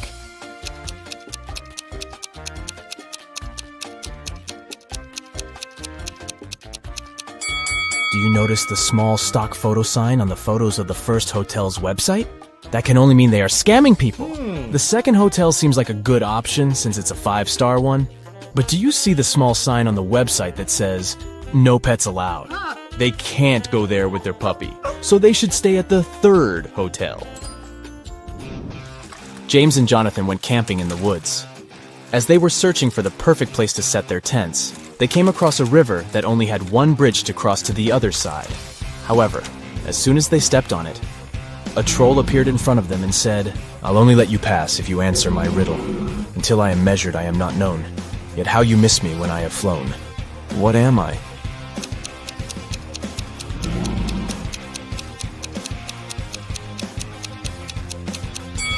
The answer is time. Hillary was sitting in her hotel room when someone knocked on her door. She opened it and saw a man whom she had never seen before. He said, "Oh, I'm sorry. I have made a mistake. I thought this was my room." He then walked back to the elevator. Hillary immediately locked the door after him and called hotel security. What do you think made her so suspicious?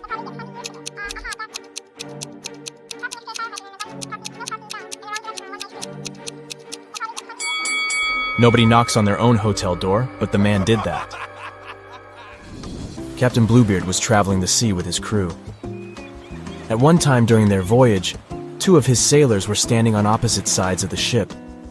One of them was looking west, and the other one was looking east. But at the same time, they could see each other clearly as well. How was that possible?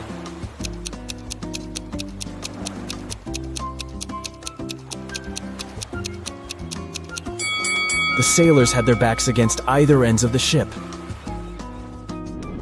Newton and Curie were two history professors from Planet Q. To complete their planet Earth research, they had to explore a place the Earthlings used to call a school. There, they found a piece of paper with a handwritten number on it, but couldn't come to an agreement about what the number was. Newton was saying it was 6, and Curie was saying it was 9. Who is correct?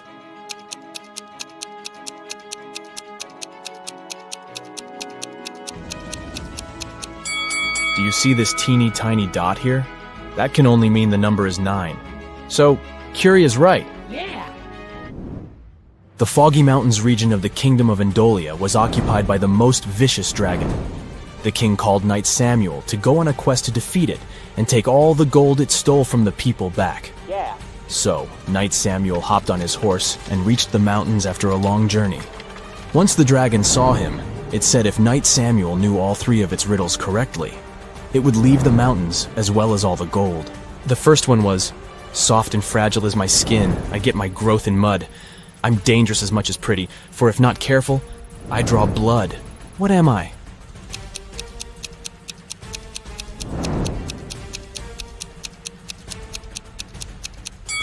It's a thorn.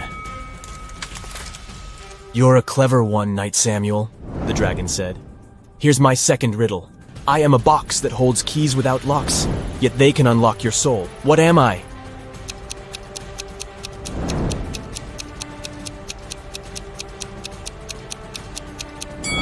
The answer is a piano.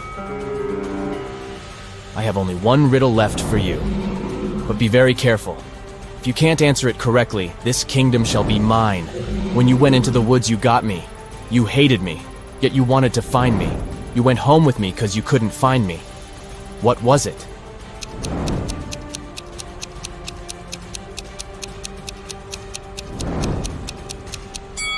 The answer is a splinter. Annie forgot her computer in her dorm room, but she urgently needed to use one to submit her school paper. Her mom had a laptop in the study room, but it was password protected. However, she was easily able to figure out the password. How did she do it?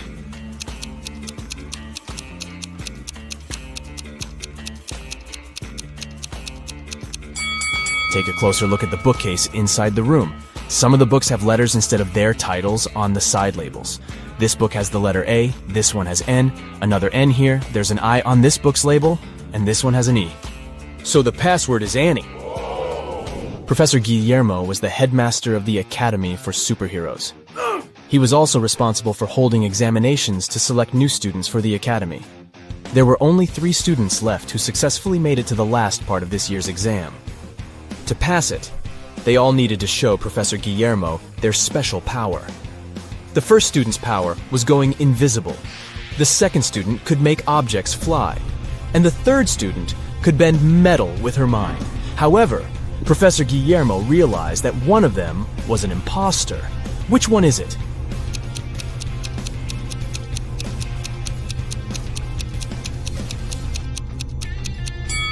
Take a closer look at the object that the second student is levitating. Do you see the small on-off button here? That can only mean it's actually some tech device that can fly on its own. So he is the imposter. Jane was competing at Who Wants to Be a Billionaire? And she was only one question away from the $1 billion prize. The question was, it's true, I bring serenity and hang around the stars, but yet I live in misery, you'll find me behind bars. With thieves and villains I consort, in prison I'll be found, but I would never go to court unless there's more than one. What am I?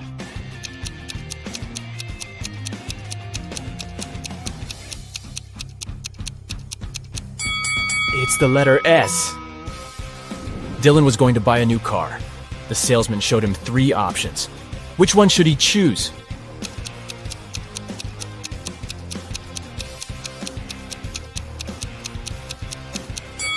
Take a look at the side door of the first car. The paint on here is chipped. It's not wise to get a car that's already damaged. The third car's left tire rim is cracked. This one is also a pass. So he should get the second car. Oh, yeah. Catherine has 4 daughters, and each of her daughters has a brother. How many children in total does Catherine have?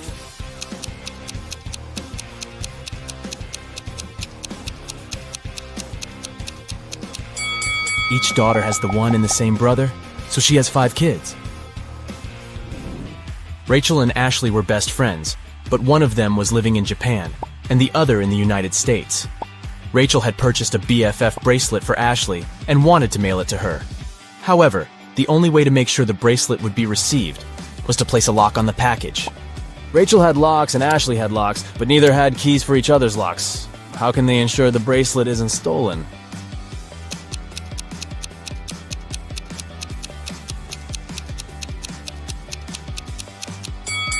Rachel should place a lock on the package and send it to Ashley. Ashley then should place one of her locks on the package and send it back to Rachel.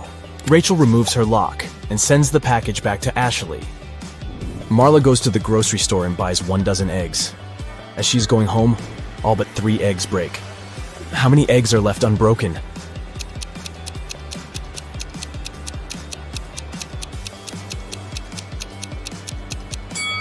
The answer is hidden in the question. She has 3 eggs left. Bella and Shelley are sisters and best friends. One weekend, their parents went on vacation. Before leaving, they strictly forbade Bella and Shelley to have parties in the house. But the sisters didn't listen and invited all their friends as soon as their parents left. After the party, the entire house was a mess. So, Bella and Shelley hired a cleaning lady to get rid of any evidence of the party. When their parents arrived home, their mother, Jessica, began to yell, "I told you, no parties in this house!" How did she know?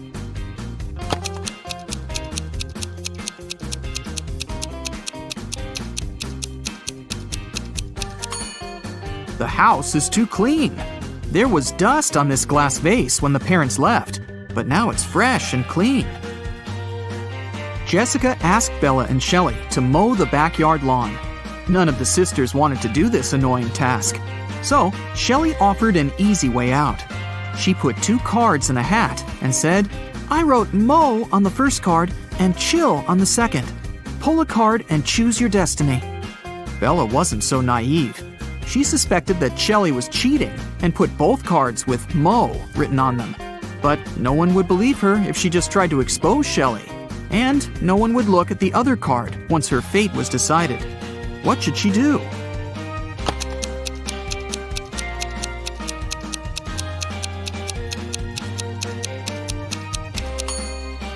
When asked to draw a card, Bella should pick any and destroy the paper without looking at it. In this case, to decide her fate, they'll have to look at the other card, which also says mow. And this will mean that Shelley should mow the lawn. Over a cup of tea, Bella bet Shelley $10 that she could convert her $50 into $100. Do you think Shelley should accept the bet?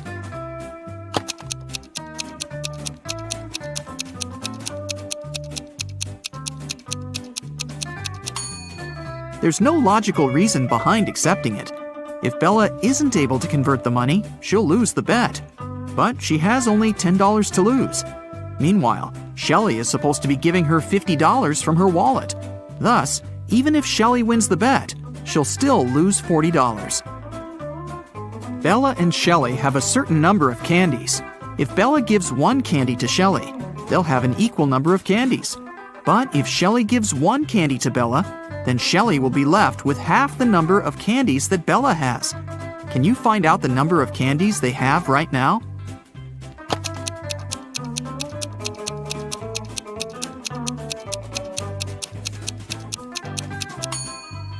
Let's use some math to figure it out. Right now, Shelley has X candies and Bella has Z candies. Now we can sum it up in these equations. X plus 1 equals Z minus 1. Therefore, Z minus X equals 2. Also, X minus 1 equals Z plus 1 divided by 2. Now we know that 2X minus Z equals 3. So, if we equate these two conclusions, we'll get the following. X plus 2 equals 2X minus 3. Now we know that X equals 5 and Z equals 7. Therefore, Shelley has 5 candies and Bella has 7 candies. Shelley was doing laundry and found out that her favorite t-shirt got torn. Can you count the exact number of holes in her t-shirt?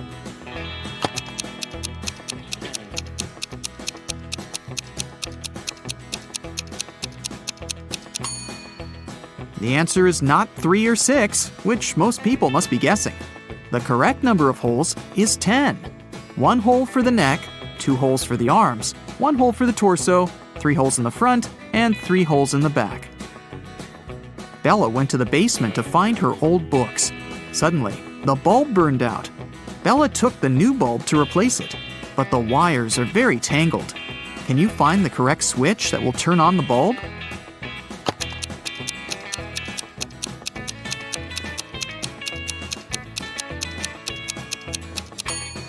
It's the red switch.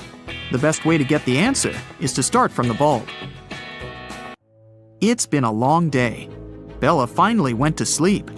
But when she saw her bedroom, she yelled and ran away. Can you tell what's wrong here?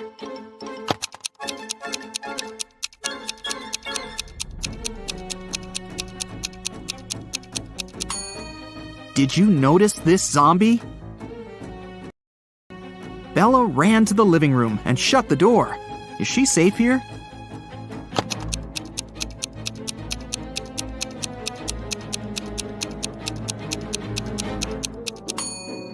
Nope. Take a look at the mirror. Some stranger is inside the room. Bella and Shelley went hiking with their friends. 4 of them went into a completely empty lake. And then 8 people came out. How is this possible?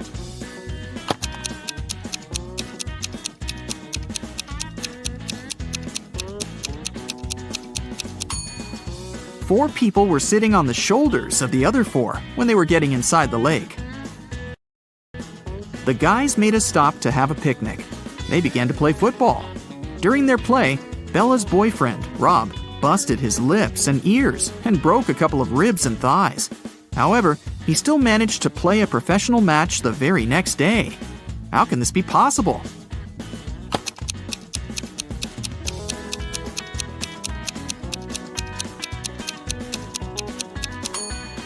Rob knocked on his food plate accidentally while playing. He had pig lips, ears, and ribs, along with chicken thighs. When he knocked on his plate, he busted his food. On the way home, the guys went through a field.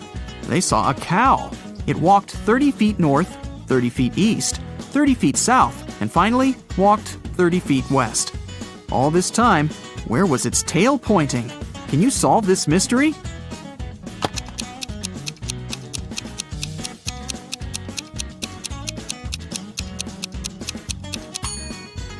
Downwards, of course. The guys rented 4 scooters in 4 different places and hit the road. They agreed to meet in a cafe at the gas station. Here's the map. Can you tell which scooter will reach the destination first?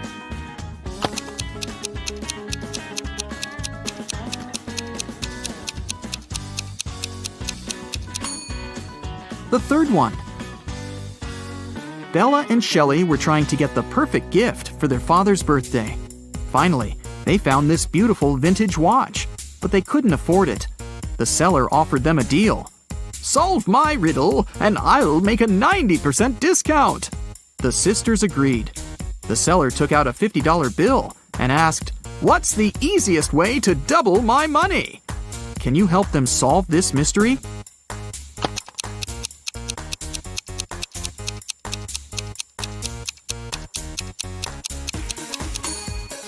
They should put the bill in front of a mirror.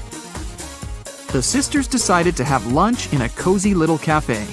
The cook offered them tomato soup, mushroom salad, chicken wings, octopus, and mushroom pizza. Can you help them choose the safest food?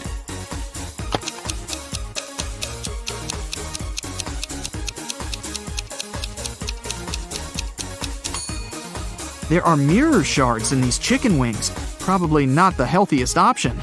I'm pretty sure those mushrooms are poisonous too. This octopus is still alive, and this soup must be several weeks old. So, Bella and Shelley should choose the mushroom pizza.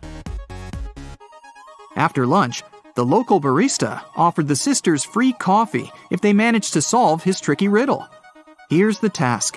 Name a 10-letter word in English that can be typed using only the top rows of your computer keyboard. Can you help the ladies get their free coffee?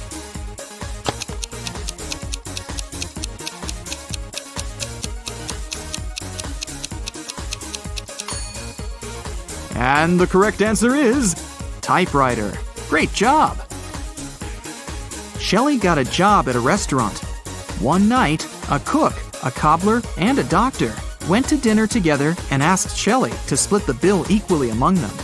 When the bill arrived, it was for 4 people. How can this be possible?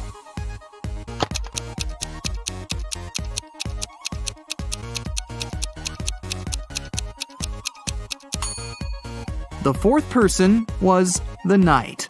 It was just misspelled as night. Shelley and Bella were walking down the street. Suddenly, they saw this creepy shadow.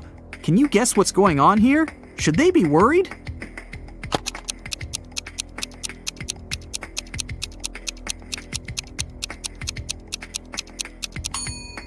Nope. It's Halloween. The guy is just walking around and scaring people in his witch costume. See? He's wearing sneakers.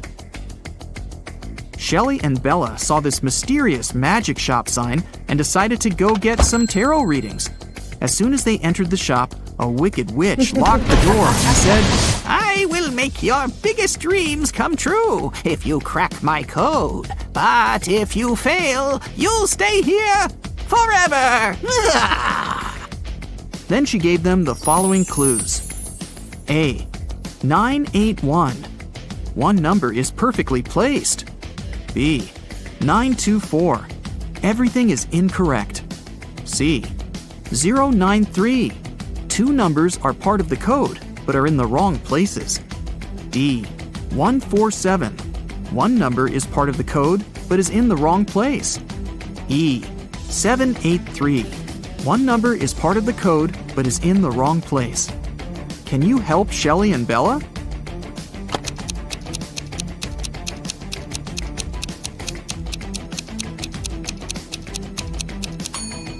From clues A and B, we learned that 9 is not in the code. It also means that 8 or 1 is in the code for sure. According to clue B, we know that 9, 2, and 4 are not in the code. From clue C, we know that 0 and 3 are in the final code. Clue E tells us that 7 and 8 are not in the final code because we already know that 3 is. And clue D tells us that 1 is also in the code because 4 and 7 are not.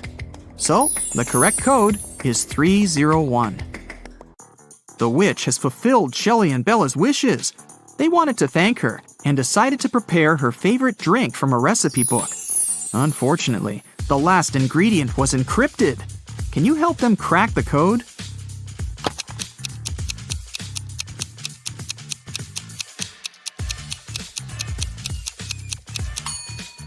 They should add a tear of a triton.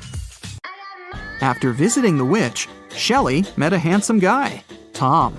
They had a perfect date. Shelley couldn't believe that he was real. She thought it was an illusion created by the witch's spell. So she decided to test the guy's logical skills. She showed him this list and asked just one question. What do these words have in common? Can you help Tom?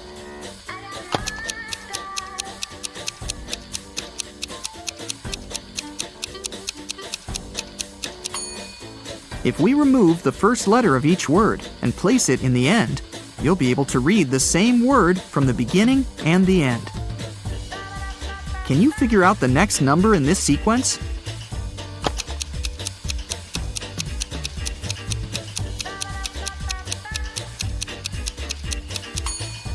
It's 2.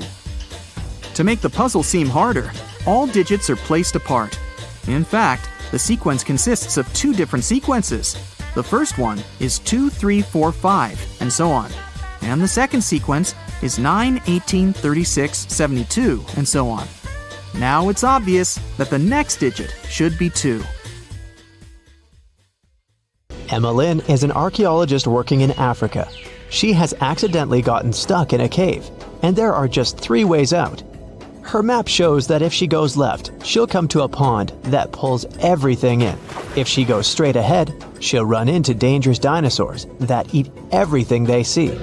If she goes right, she'll find herself very close to an erupting volcano. Which way is safe?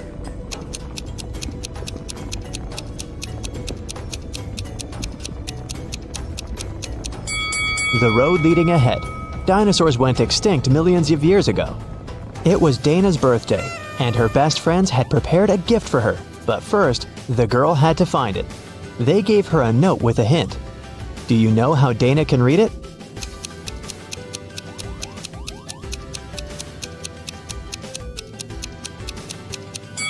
It looks as if the note doesn't make sense, but it does.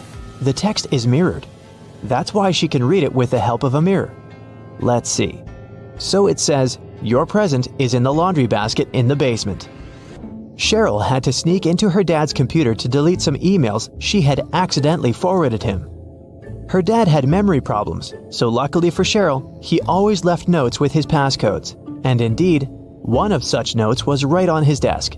Cheryl typed in 6989. Unfortunately, this passcode was wrong.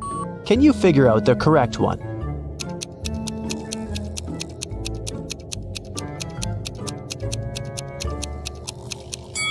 The note was simply turned upside down. Cheryl should try 6869. Reese was on vacation in Cyprus. One day, he saw a beautiful woman and asked her out on a date. The woman said that she would go out with him, but only if he guessed her name. He said it was impossible, and she gave him a hint. The capital of Spain, the capital of Austria, the capital of Romania, and the capital of Australia. Can you help Reese figure out what the woman's name is?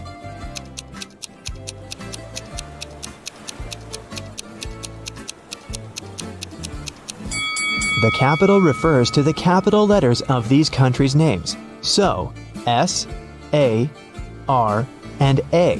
The woman's name must be Sarah. Yvonne has 4 frogs: Dot, Hoppy, Yoda, and Aristotle. One of them is black and green, and 3 of them are black and blue. Find out which color each of them is if Dot and Hoppy are of the same color, Aristotle isn't black and green.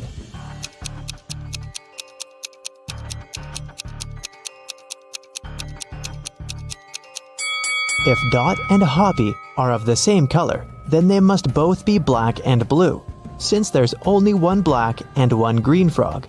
If Aristotle isn't black and green, then it's black and blue too. So Yoda is black and green. Honor and Alea are identical twins.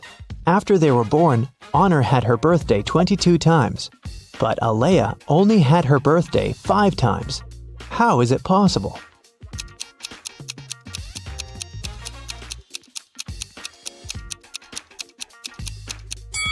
They were born on a leap year. Honor was born late at night on February 28th, let's say at 11:59 p.m. And Alea was born a bit later, at 12:01 a.m. It was already February 29th, which only occurs once every 4 years. Now let's relax a bit and try to guess some movies. I'll show you some combinations of emojis, and your task is to guess the movie. Ready? Here's the first one. What's your guess?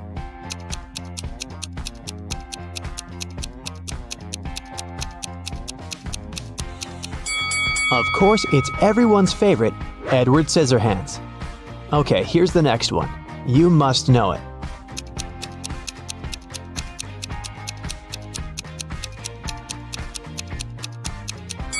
It's The Devil Wears Prada.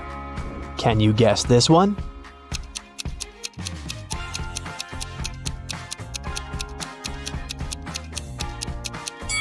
It's $1 Million Baby.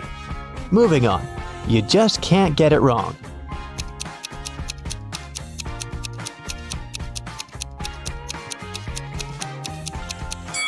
Obviously, it's Home Alone. There's no other story like this one. Can you guess this movie?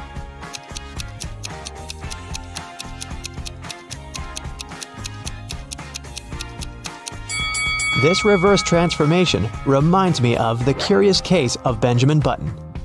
I have a couple more for you. I love this movie. Do you know it?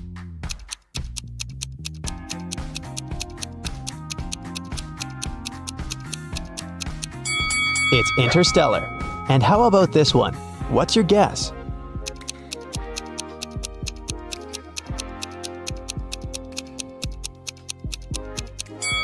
This one is I Am Legend.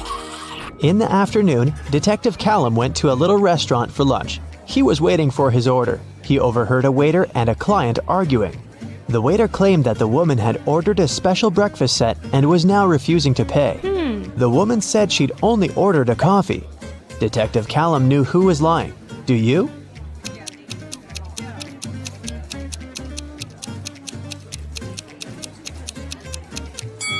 It's afternoon. No one serves breakfast specials at this time, so the waiter was lying. Miss Vidges called the police and reported that someone had broken into her house, tied her up, and robbed her. When police officers arrived, the house was a mess, and the woman was indeed tied to a chair. Still, the officers didn't believe that it was a real robbery. Why?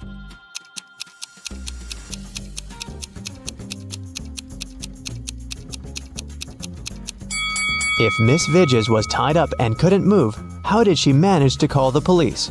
Her cell phone is too far away from her. An elderly man had poor vision. He lived with his son, Mark, because he needed assistance. One day, the man was resting in his armchair while his son was preparing dinner. Suddenly, Mark heard glass shatter. He ran into the room and asked what had happened. The window was broken. His father told him that some dark-eyed, dark-haired young guy had thrown a stone into the window and then had run away. Mark didn't believe his father. Why?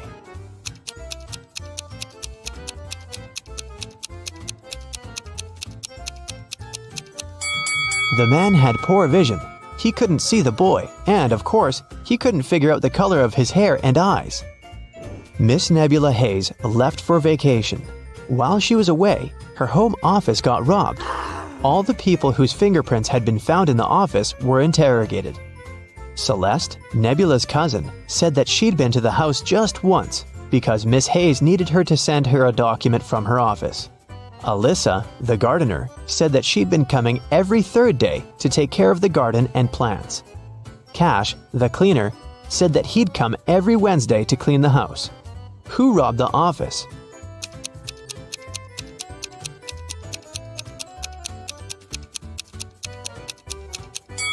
It was the gardener. Celeste and Cash had some reason to be in the office, so their fingerprints aren't that suspicious. But why would Alyssa come there? As you see, there are no plants in the office. In a VIP club, a rich lady was robbed. Someone stole her diamond necklace. The police visited 3 main suspects and interrogated them. Paxton said that he'd been at the party. He even knew what necklace they were talking about, but he had nothing to do with the theft.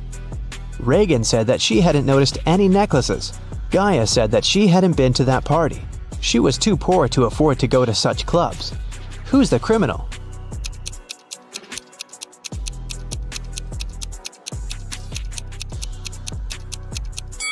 It must be Gaia. She said that she was poor, but look at her huge house and her fancy car. How can she afford all this if she's poor? Let's take a little break and check how attentive you are. Look, here's a ball and 3 cups. I'll put the ball here, in this cup in the middle. Your task is to watch the cups and then tell me where the ball is. Ready? Go! So where is the ball?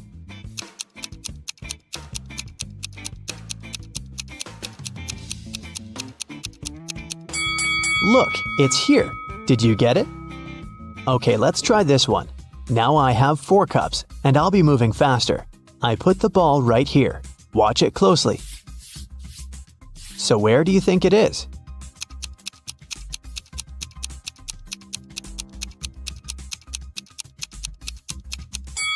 It's in this cup. Let's make it super hard and see if you can get it now. 5 cups, and I'll move them even faster than before. Ready? So where's the ball?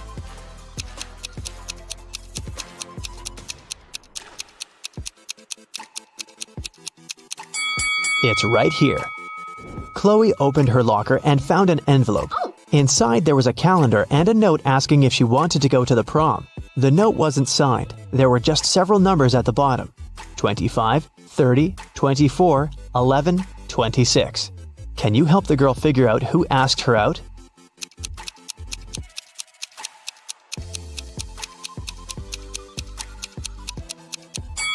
The calendar is the key.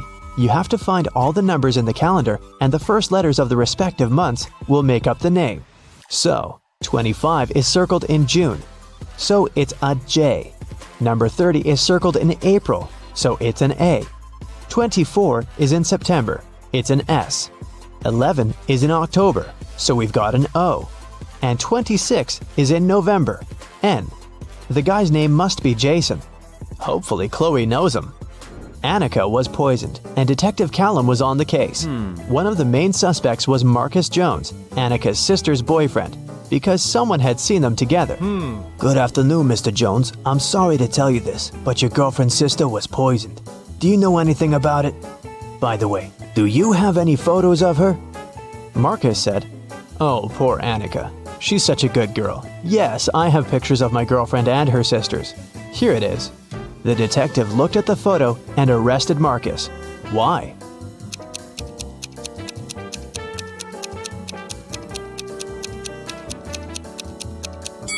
In the picture, there are 4 girls. This means that Marcus's girlfriend has 3 sisters. Still, Marcus somehow knows exactly which one of them was poisoned. It was midday. Kaylin was exploring a big local forest. She found an abandoned mansion and entered it. The door closed behind her back and wouldn't open. Oh no! Kaylin got trapped inside. There were 3 other doors leading to freedom, but there was a catch. Behind the first door, there was a huge pit that would take her miles underground. Behind the second door, there was a magnifying glass that concentrated sunlight and burned everybody and everything that entered. Behind the third door, there was a hungry and dangerous lion that would eat anybody and anything that entered. Uh-oh. How can Kaylin escape?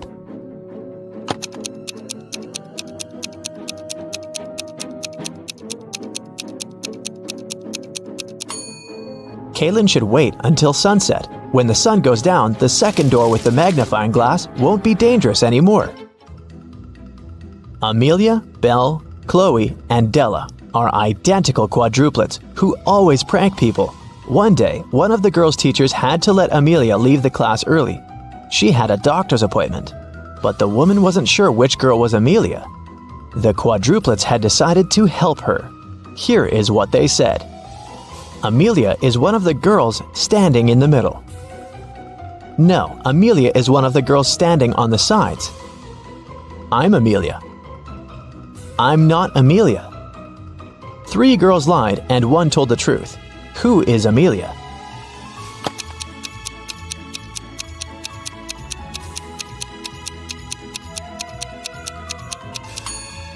If Amelia is the first girl, then 2 girls told the truth, the second and the fourth ones.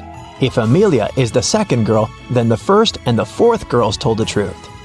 If Amelia is the third girl, then the first and the third ones told the truth. But if Amelia is the fourth girl, then only the second girl told the truth. So, Amelia must be the fourth girl. Esme was having a walk in the forest and got lost. She found a witch's house, petted her black cat, and asked the witch to send her home. The witch wanted to play a game. If Esme won, she'd send her home. But if Esme lost, she'd have to stay with the witch forever. We'll be saying numbers between 1 and 10.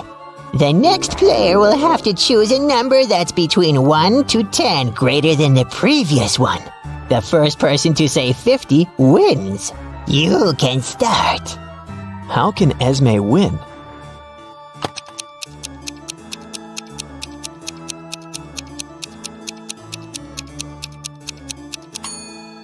If she wants to say 50, she needs the witch to say a number between 40 and 49. So, before 50, she has to say 39. If she wants to say 39, the witch has to say a number between 29 and 38. So, Esme has to say 28, and before that, 17, and before that, 6. So Esme must start with 6 and then say 17, 28, 39, and 50. Cassidy woke up in a dungeon and couldn't remember what happened to her. She needed to get out, but the door was locked and required a password. Can you guess what the password is?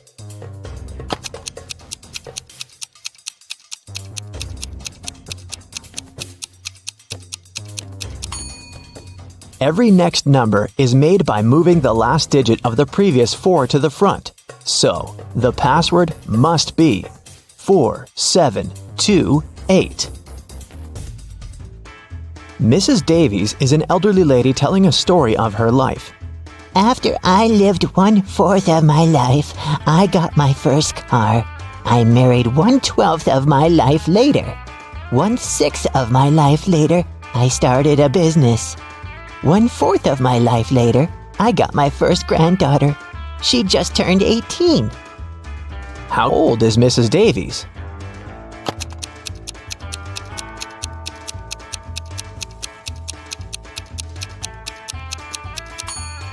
Let's say Mrs. Davies is X years old. 1/4 of her life, till she gets her first car, X is 4. Then we add 12 till her marriage. X till opening her business, 4 till the birth of her granddaughter, and finally 18 years from then till now. It should all be equal to X. If you solve this equation, you'll figure out that X is equal to 72. So, Mrs. Davies must be 72 years old. Esme was walking in the forest, and you know what? She didn't get lost this time. She knew how to get home, but the other road led to the witch's house, and the girl recently came up with a cool riddle for the witch. So, Esme decided to pay her a visit. She offered a deal. If the witch couldn't solve her riddle, Esme would get her cat. The witch agreed, and Esme gave her a square piece of paper, 4 inches by 4 inches, with a total area of 16 square inches. Turn it into a square with a total area of 8 square inches without a ruler. How can the witch do it?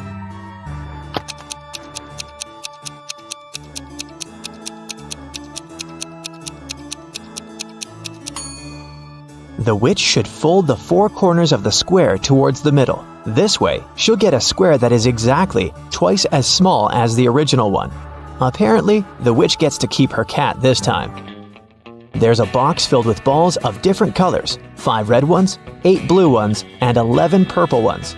Allison has a tricky task.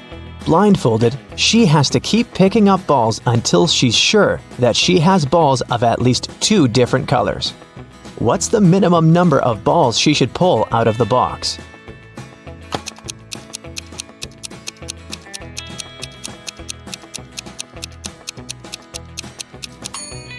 In the worst-case scenario, Allison will be picking up balls of the same color until there are no more of them left in the box. The majority of balls are purple, so if she picks up a purple ball every single time, it'll be 11 balls. And only after that will she get a ball of a different color. So, she should pick up 12 balls. You can see 2 women in the elevator. One works in this building, while the other came here for an interview. Can you guess which one works here?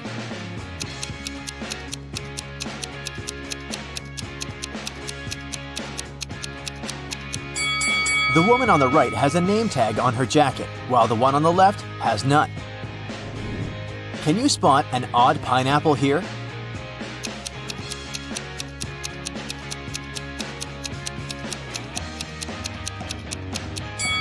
It's this one in the corner.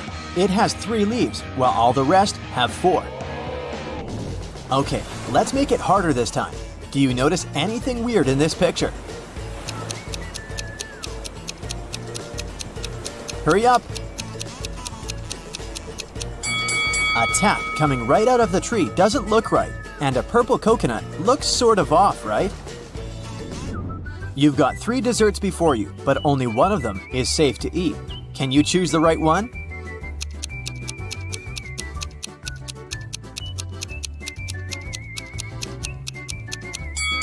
The strawberries with whipped cream may seem delicious, but those tiny flies scream that this dessert is off. Next, you've got a muffin, but there's a worm in the cherries on top of that muffin. So, ice cream is the safest option. Now let's see how sharp your eyes are. How many numbers can you see?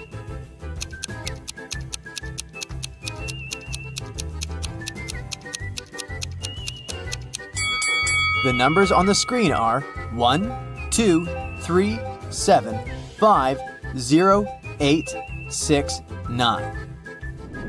Look at these 3 paintings and try to tell which one is fake.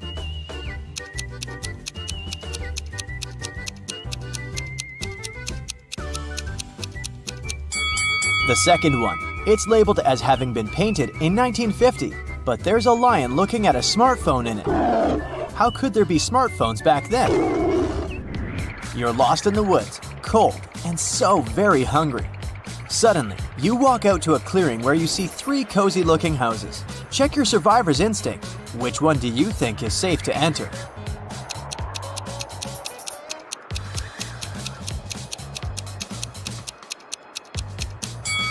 The house on the left has a big lock on its door, and its windows are boarded up. There's just no way you can get in. The second house looks safe at first glance, but look at the snow. Bare footprints are leading to its porch. It wouldn't be nice to become a dinner for a hungry bear now, so your safest bet would be the third house. Who's not very smart out of these 2 guys?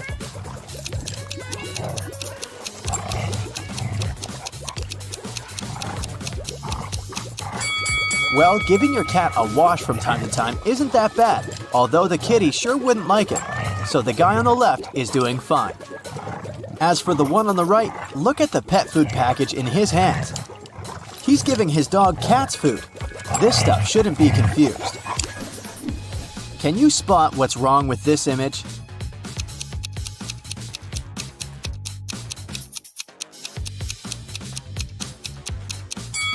The woman sitting in the armchair has 2 different slippers on her feet. The painting on the wall seems to be from 2 different time periods at once. There's a Victorian-era man with a digital camera hanging from a strap on his neck. Which of these 3 pictures has something wrong in it?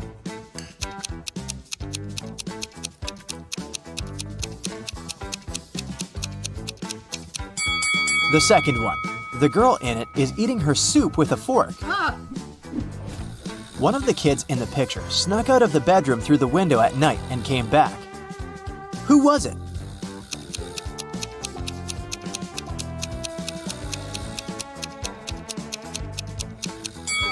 The one in the lower right corner still has their shoes on.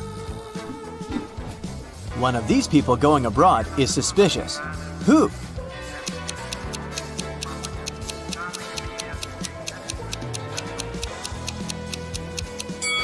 The woman on the right is going to Indonesia, but she's got a warm coat and a scarf packed in her suitcase. Are you willing to bet who's going to win in this rope pulling contest?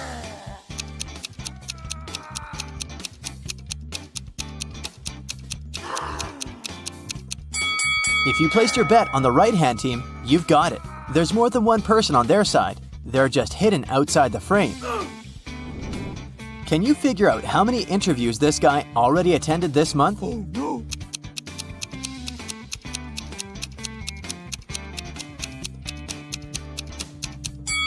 He's done 5 out of 6. There are 6 post-it notes on the calendar, but a little movable square indicates the current date is on the 26th. His next interview is on the 28th. This room has something wrong, but I can't see it. Can you?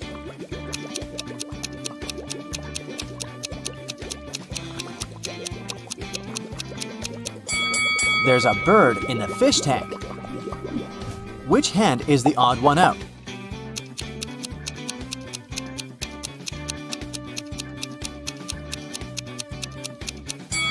It's the third one, the only right hand here. The rest are lefts. There are 3 people in the science lab, but one of them is not who they want the others to believe they are. Who is it?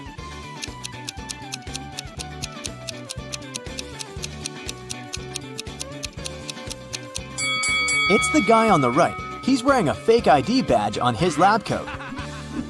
This hall is full of extravagantly dressed guests, but one of them is more extravagant than the rest. They're a ghost. Can you spot them?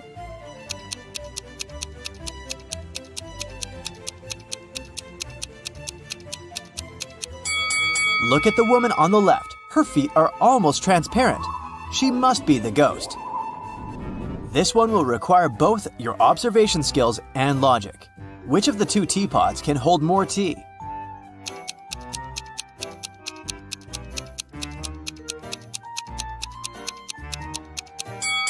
The one on the left is taller, but the one on the right is broader, so they can hold an equal amount of tea. Still, the taller one also has its nose at the same level as the broader one, which won't allow it to be filled to the brim, so the right teapot can hold more tea. Which one of these three people came to this cafe not alone?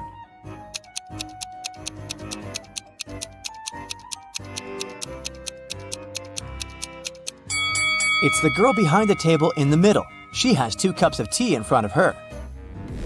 One of these 3 partygoers has recently escaped prison and hasn't gotten rid of all the evidence. Can you figure out who it is?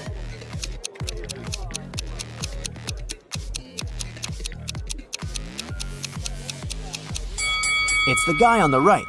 He still has handcuffs hanging from one of his hands. An art exhibition owner has sold a painting to a private collector. He said it was a work of an unknown 18th century artist. But the next day, the disgruntled buyer returned the picture to the exhibition owner and demanded his money back. Can you tell why by looking at the picture?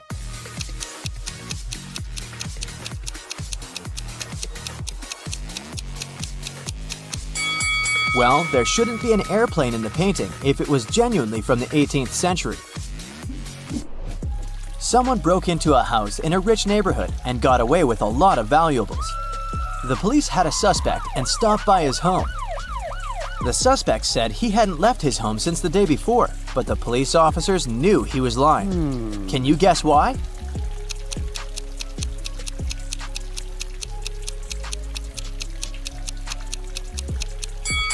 Look at the helmet on the bike's handlebar. It's upside down. Since it was raining so hard, it would have been already filled with water to the brim if it hadn't been hanging like this since the day before. A police officer approached a man sitting in a car parked next to a hotel's front door and issued a parking ticket. The man was outraged, saying he'd been there for no more than 2 minutes, and the sign said 5 minutes of staying was allowed. Still, the officer was adamant that the man wasn't telling the truth. Why?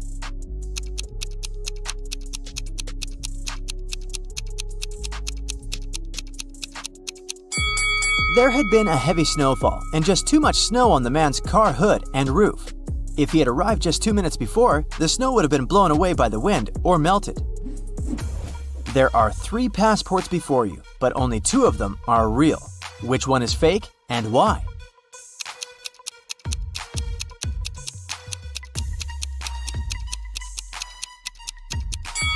The right one is fake.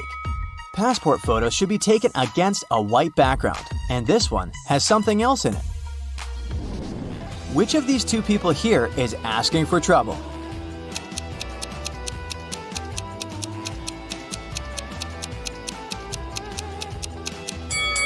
Surfing is not the safest of sports, but if this girl is a professional surfer, she's fine.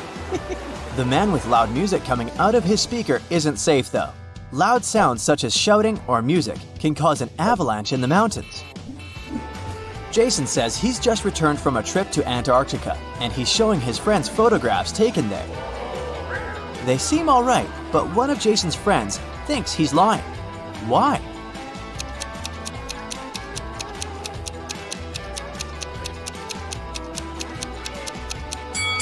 Look at Jason's face. He has tan lines from the sunglasses. Look at these 2 people. Can you guess which one of them is just dressed up and is not a woman in reality?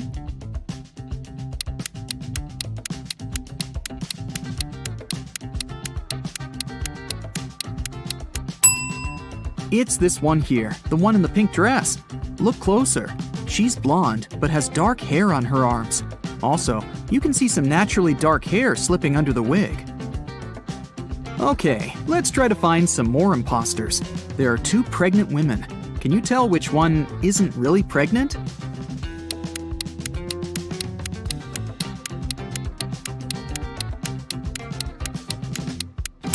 It must be this one. She has a big belly, but her choice of high heels is very questionable.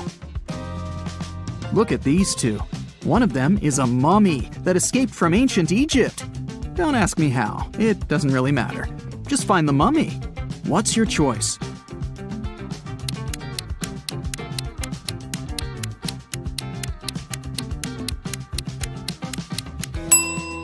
It's this one.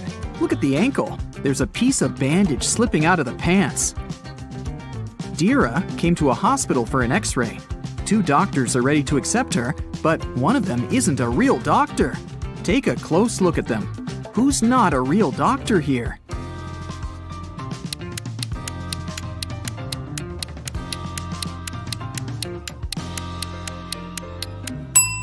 It's this man here. See, he looks nothing like the person in the photo on his badge. He must have stolen the uniform. Mrs. Cook left for a business trip, and 3 of her daughters stayed at home by themselves. When Mrs. Cook returned the next day, she found her car crashed. Obviously, one of her daughters had taken it and had crashed it by accident, but none of the 3 took the blame. Sage said that she hadn't left the house. Leora said that her friend had picked her up for school that day. Amaya said that she had taken the bus. Who crashed the car?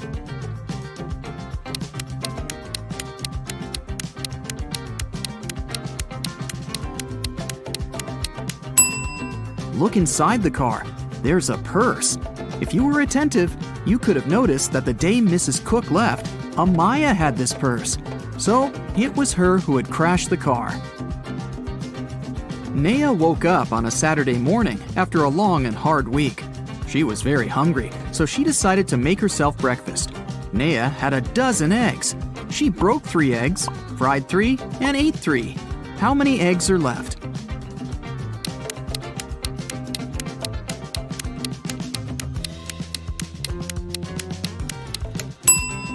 There are 9 eggs left. Naya broke, fried, and ate the exact same 3 eggs. Esme was walking through the forest and got lost. After hours of wandering around, she found a witch's house. She walked in, pet a cat, and asked the witch to take her home. The witch was making a new potion and asked Esme to give her a plant from the shelf. Esme walked there, but there were 5 of them. "Which one?" she asked. Not the one right in the middle, and not the smallest one. Also, don't take the one that's next to the pink flower. So, which one does she need?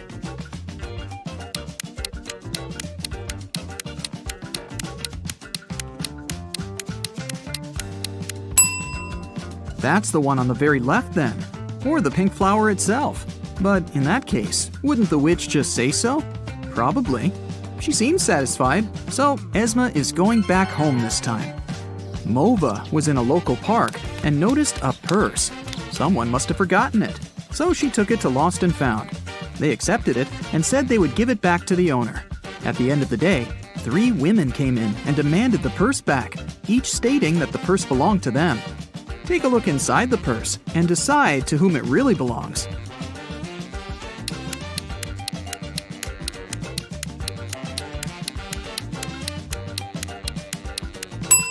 Look, there's lipstick in the purse. There's just one woman who's wearing lipstick of the same color, and it's this one.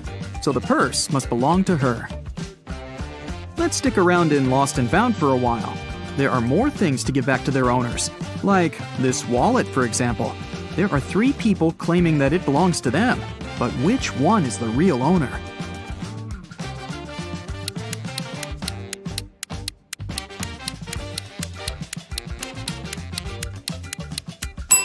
Look, there's an ID card.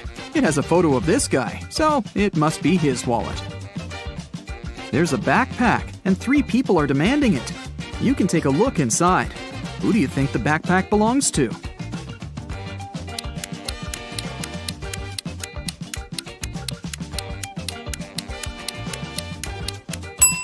There's a jacket that matches this girl's trainers perfectly. It must belong to her. Can you pick the owner of this purse out of these 3 people?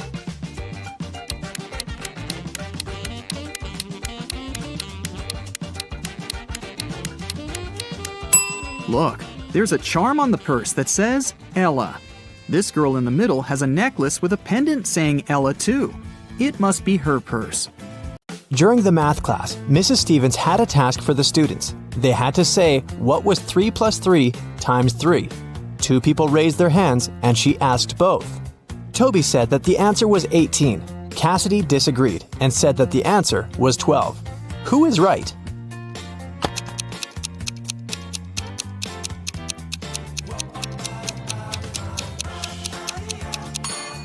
Cassidy, the multiplication is always done first, so we multiply 3 by 3, that's 9. Then we add another 3 and get 12. It takes Genevieve 12 seconds to cut one loaf of bread into 5 pieces. How much time does she need to cut the same loaf into 6 pieces?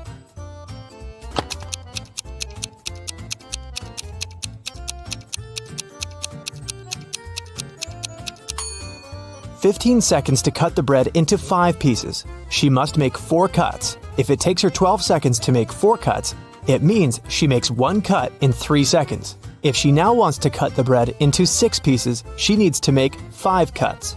And since 5 cuts takes 3 seconds each, the combined time will be 15 seconds. How many years in the 21st century have had 365 days?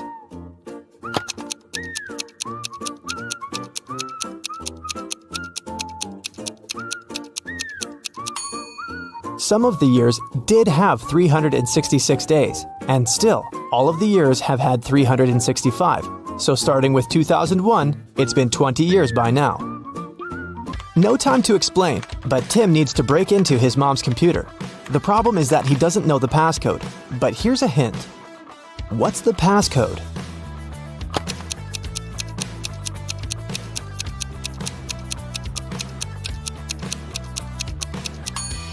Each consonant in the word equals 200 points, and each vowel takes away 100 points.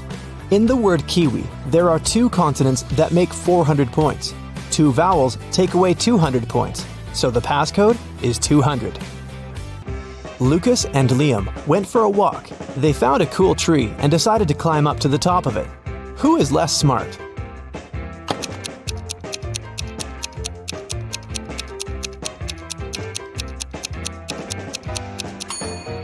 Lucas, the branch he's going to use is about to crack. He's in for a nasty fall. Michael and Logan are bloggers. To boost their popularity, they decided to take selfies in dangerous places. Michael is taking a selfie while surfing a huge wave, and Logan is taking one standing on the edge of a bridge. Who is in greater danger?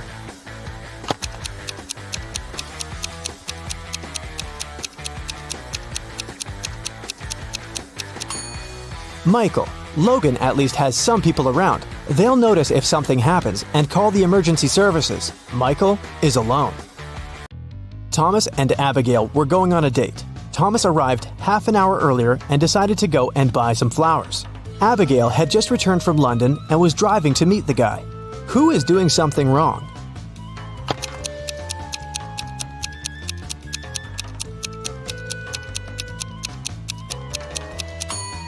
Abigail. She's driving on the left side of the road. Elizabeth and Melanie are getting ready for a barbecue party in the garden. Elizabeth is cooking and Melanie is decorating the garden. Who is not smart?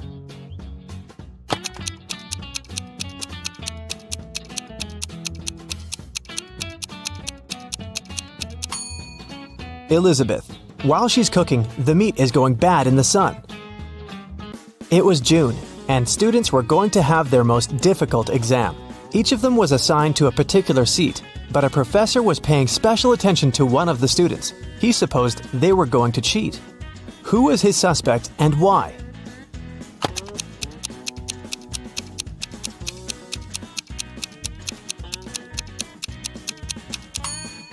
It's this blonde girl. In June, the weather is great, and all students are lightly dressed. And still, this girl is wearing high boots and a sweater with long sleeves. Ella got a new motorbike. She locked it in her garage and left for work. When she came back home and opened the garage, the motorbike was missing. The woman called the police. The officer interrogated 3 of her neighbors. Ryan said that he'd been away the whole day and hadn't seen anything. Colin said, "When I was walking the dog, the motorbike was still there." Jane said that she had come to Ella's house to ask her for some garden tools, but Ella hadn't been there, so she'd left. Who stole the motorbike?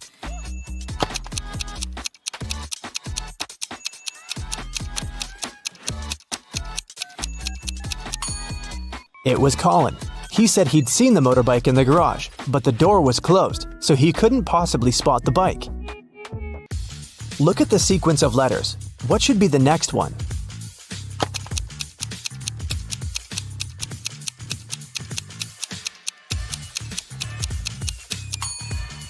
Each of these letters is the first letter of some day of the week. S stands for Sunday, M for Monday, and then we've got Tuesday, Wednesday, Thursday, and Friday. The only one that's left is Saturday, so we need an S. Mark was locked in a dungeon. There were 3 ways out, but none of them looked safe. Behind the first door, there was a huge and strong guard. Behind the second door, there were 3 big and very hungry dogs. Behind the third door, there were many little robots that were ready to charge at Mark at any second. Which way should the guy opt for to get out and stay safe?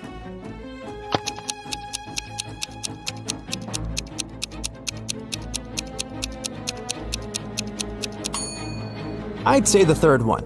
Although there are angry little robots, they're still super small and probably can't cause much harm. Emily woke up in a weird place she'd never been before. She looked around and saw 3 ways out. But there was a catch. Behind the first door, there was an iron block with a motion sensor that would crush everyone who entered the room. Behind the second door, there was an electric shock device that never missed. Behind the third door, there was broken glass all over the floor. Which way should Emily choose?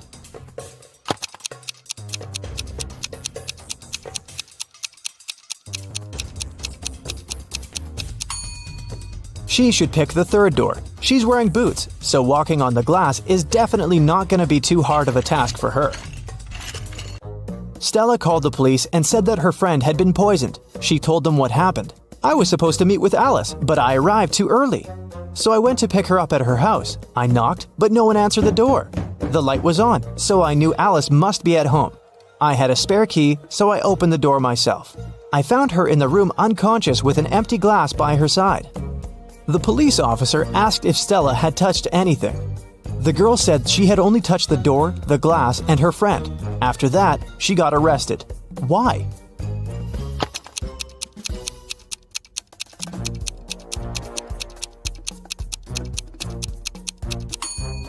She said the lights had been on, but she didn't say anything about touching the light switch. But when the police entered the house, the lights were off. Mrs. Donnell reported that she'd been robbed. She said, I was in the restaurant's bathroom fixing my makeup when someone approached me from behind and hit me on the head. I didn't see what this person looked like. The police sent the woman home and refused to fill the report. Why?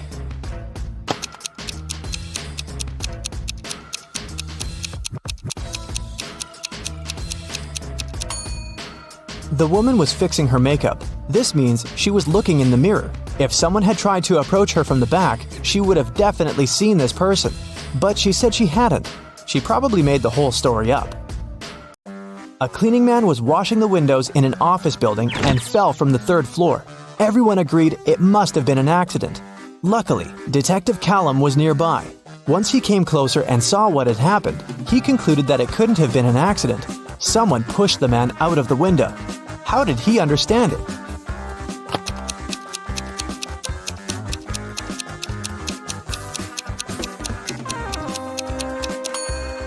Look, the window the guy fell out of is now closed. If it had been just an accident, the window would still remain open. Sophia and Brooke went camping in the forest. Who is less smart?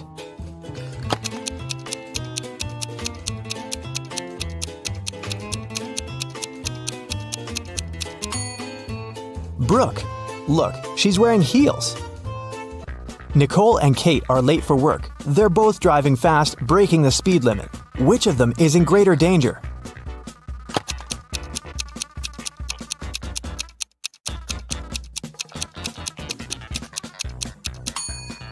Kate. She has many things lying around in her car. In case of an accident, something is likely to hit her. Jessica and Margot are jaywalking. Jessica is listening to music and Margot is texting her friend. Who is in greater danger?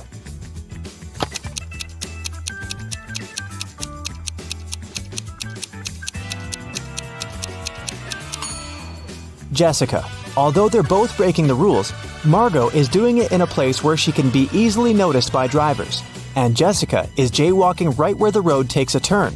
Drivers might not have enough time to react and stop. Allison and Maddie are doing housework. Allison is hanging the laundry outside, and Maddie is vacuum cleaning the basement. Who is less smart?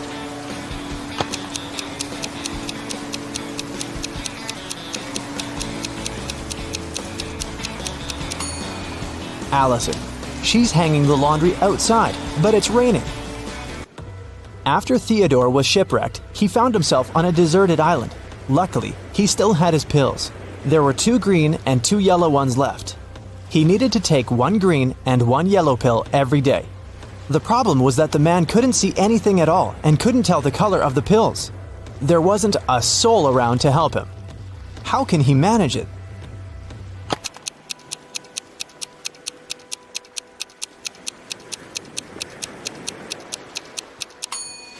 Theodore should break each of the 4 pills into half and eat half of each of the 4. This way, he'll eat exactly 1 green and 1 yellow pill. Camilla and Vivian are sisters. For her birthday, Vivian got a beautiful bracelet. Camilla liked it too and occasionally borrowed it. One day, Vivian noticed that the bracelet was gone again. She knocked on her sister's door. Camilla opened it, saw Vivian, shut the door again, and locked it. Half a minute later, Vivian broke into the room and started searching for the bracelet, but she didn't find anything. Then she realized where the accessory was. Have you figured it out?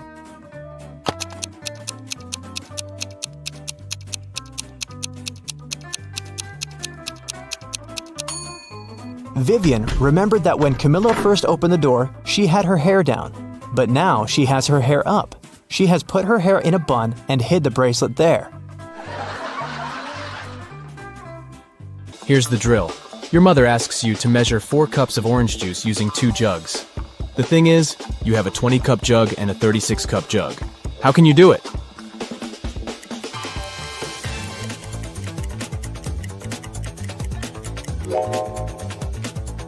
You need to start by pouring the orange juice into the smaller jug. Then, pour all the juice from that jug into the 36-cup jug. This way, the empty space from the big jug would give you 16 cups. After doing that, you can fill the 20-cup jug using more fresh juice and pour that liquid into the 36-cup jug. This way, you'll fill the entire 36-cup jug. And what is left in the smaller jug is the 4 cups of juice your mom asked for. Clever, huh? Moving on to the second round. Say your room has 3 switches, and one of these switches is for the fan in the room next door. You cannot see whether the fan is on or off unless you come out of your room. Got that? Okay, so I need you to figure out what's the minimum amount of times you need to go inside the room next door to identify the correct switch that turns on the fan.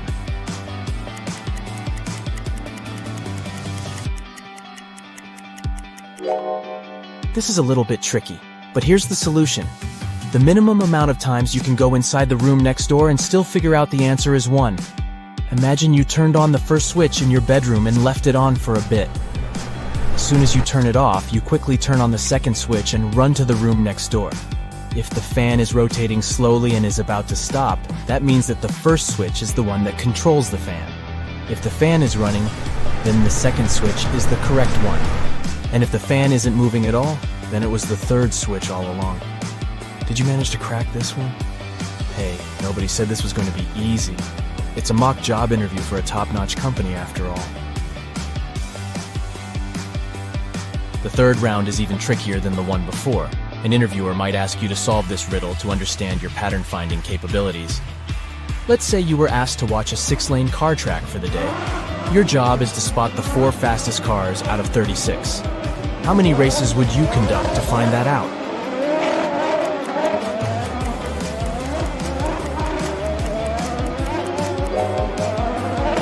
Here's what you could do. Conduct 6 different car races, grouping 6 cars per race.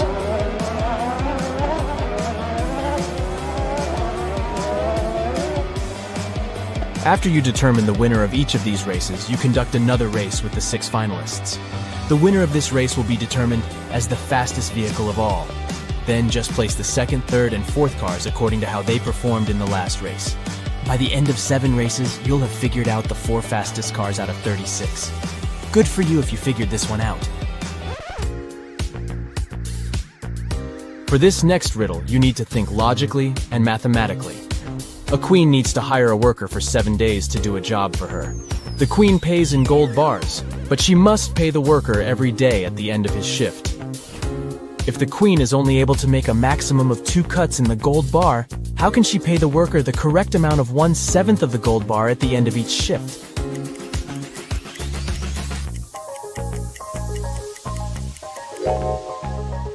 Let's see how this can work out. The queen makes 2 cuts in the bar, dividing it into 3 pieces. The first piece is 1/7 of the bar, the second piece is 2/7 of the bar, and the third one is 4/7 of the bar. After the first day of work, the queen gives the worker 1/7 of the bar as payment. On the next day, she gives him 2/7 of the bar, and asks for the 1/7 piece in return. At the end of the third day, she gives the worker the smallest piece again. This way, he has a total of 3/7 of the gold bar on his hands. Then, after the fourth day, the queen takes away the first 2 pieces and gives the man 4/7 of the bar. At the end of day 5, she gives the worker 1/7 of the bar again. And at the end of day 6, she gives the worker 2/7 of the bar and gets the 1/7 piece back. On day 7, she pays him with the final 1/7 piece, and the deal is completed. Ready for the last round of the first level? If you've answered everything correctly so far, I dare to say you are a part of a very special group of people. Good luck with this next one. It will determine whether you'll move on to the second level. 2 buses are driving toward each other at a speed of 40 miles per hour. They're separated by a distance of 40 miles. A bird is flying to and fro, landing on bus 1 and then on bus 2 at a speed of 50 miles per hour. By the time the buses come across each other, how many miles will the little bird have flown?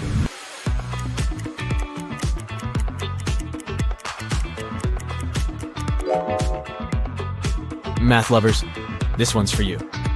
The first thing we need to find out is the time it would take for the buses to meet. To find that out, we should divide the distance between the buses by the combined speed of both vehicles. If they're both driving at 40 miles per hour, then their combined speed is 80 miles per hour. Since the distance between them is 40 miles, we divide 40 by 80. This will give us 0.5 hours or 30 minutes. To figure out the total distance traveled by the bird, we multiply the speed of the bird by the time it will take the buses to meet. And this would give us 50 times 0.5, so the correct answer is 25 miles. Phew, I'm tired just thinking of that little bird flying all those miles. Hey, if you've aced this test so far, congratulations. You've just unlocked level 2. The riddles will get more and more difficult, so keep your mind sharp. A tortoise is currently at the bottom of a 210 feet hill and is trying to reach the top. Every hour, the tortoise climbs 15 feet and slips down 1 foot. How long will it take the tortoise to reach the top of the hill?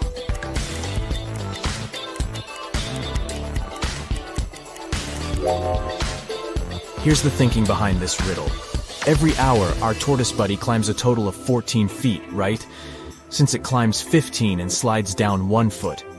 According to this, it will take the tortoise 15 hours to get to the top of that cliff, since 15 multiplied by 14 equals 210. This wasn't too bad, huh? Questions such as these ones allow interviewers to test your problem-solving abilities regarding numbers. You know, if you want to work at a space company, you should probably be very, and I mean very, good with numbers. This next riddle is one of Elon Musk's personal favorites. It's short, yet complicated. If anyone here dreams of becoming an employee at SpaceX, you better get this one right. Imagine you're standing on the surface of Earth. You walk 1 mile south, 1 mile west, and 1 mile north. You end up exactly where you started. Where are you?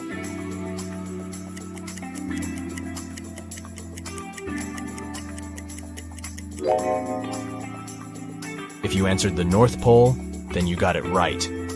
But the riddle doesn't stop here. If you weren't at the North Pole, where else could you be given the exact same instructions? Yup, the South Pole. Here's how this works. This riddle presumes that the world is a perfect sphere. And if that were the case, the only place where you could walk 1 mile south, west, and north, and end up in the same place is at one of the poles. Got it? To get to level 3, you have to answer this riddle correctly. There are 2 strings in a room. All you know is that each string takes exactly 1 hour to burn. Your task is to time exactly 45 minutes, using the strings as your only source to find out the time. How can you do it?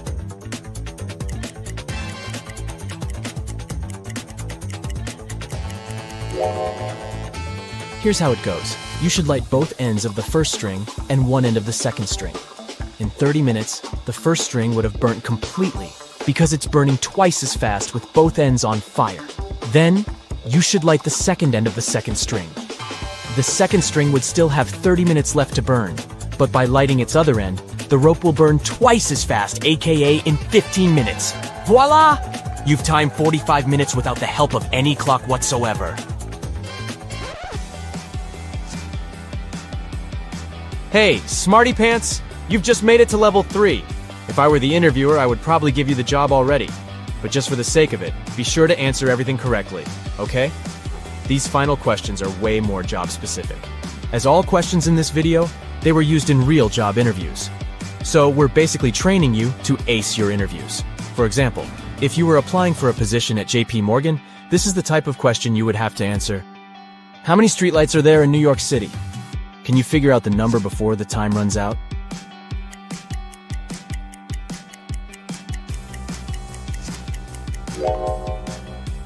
As impossible as this might sound to guess the answer without a Google search, what JP Morgan wants to test is your estimating abilities. Here's the logic.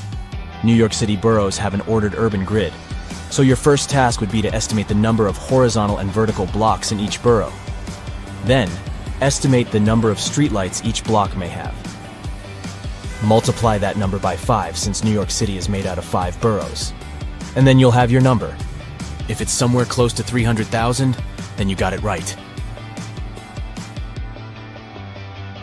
If you were applying for a position at a healthcare company, you'd be faced with this fruity riddle. An apple costs 40 cents, a banana costs 60 cents, and a grapefruit costs 80 cents. How much does a pear cost?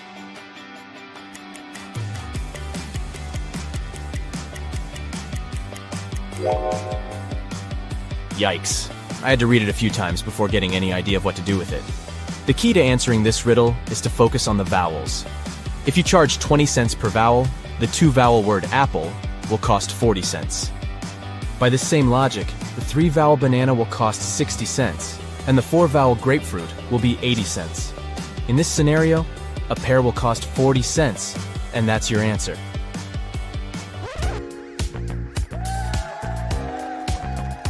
You've made it to the end of this test. Check your armpits. If you're sweating, that probably means you've done a very good job. To finish off, here's an interesting question a tech company asks their interviewees. How would you describe the internet to someone who has just woken up from a 30-year coma?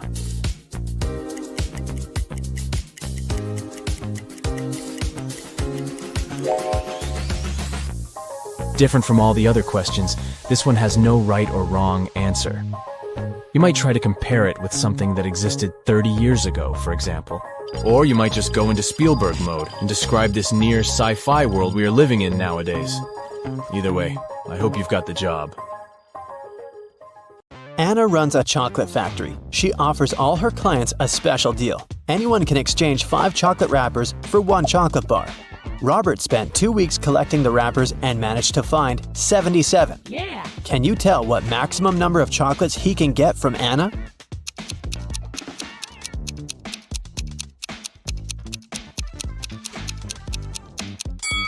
Robert can get a total of 19 chocolates.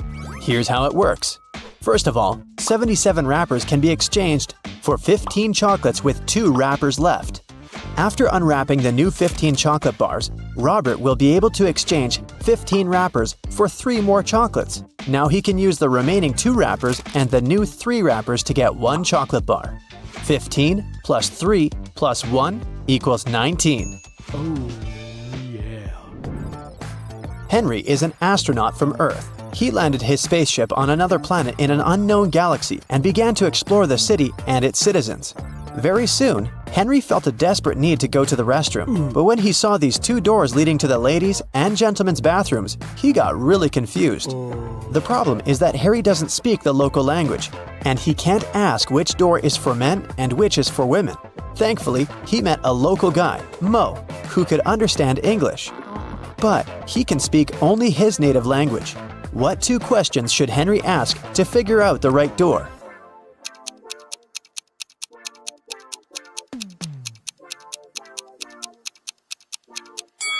He should point at one of the doors and ask, "Is this the men's restroom?"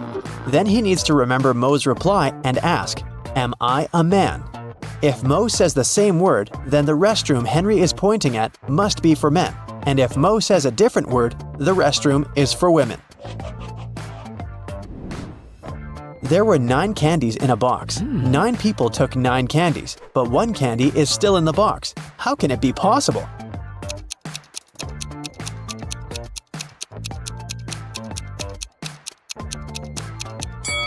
It's pretty simple. The last person took a candy and the box. This way, 1 candy remained in the box. On a cold night, 4 friends were roaming around the neighborhood. At one point, they tried to get under one umbrella, but the umbrella was too small. However, all 4 of them managed to stay dry. How can that be possible?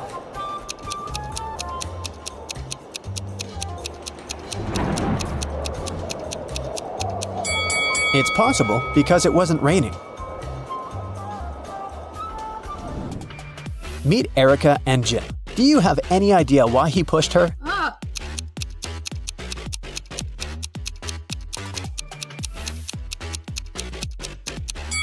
Because they're shooting a movie. Do you see that cameraman reflected in the window?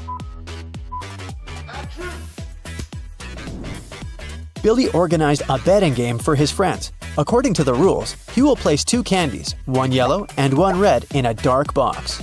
If the player picks the red candy, they will get $5,000. But if they pick the yellow candy, they will have to pay $500.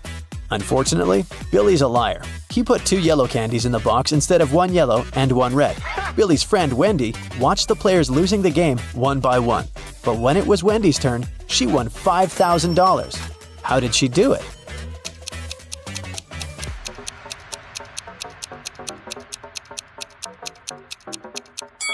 She picked a candy and, without showing it to anyone, ate it. Then she picked the remaining candy, which was yellow, and showed it to everyone. Billy had to admit that the first candy had been red. Otherwise, everyone would find out he was a liar. Nina went speed dating and met 3 handsome guys. The next day, each of the guys asked her out. Can you help Nina make the best choice?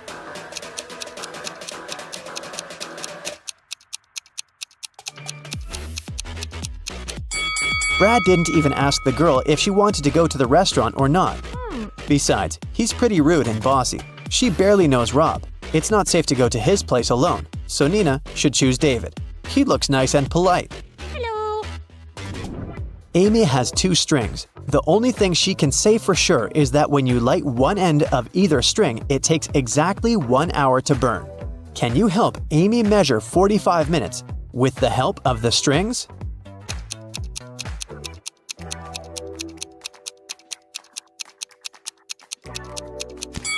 She should light both ends of the first string and one end of the second string. In 30 minutes, the first string will have burned completely. To measure the remaining 15 minutes, she should light the second end of the second string. When it's fully burned, we'll know for sure that 45 minutes have passed. Adam is a famous opera singer. He's going to perform for the king and queen for 7 days in a row. In return for his work, they should pay him 1/7 of a gold bar per day. Adam doesn't accept prepayments. He requires a daily payment, which is 1/7 of a gold bar. What's the fewest number of cuts they should make to be able to pay Adam each day?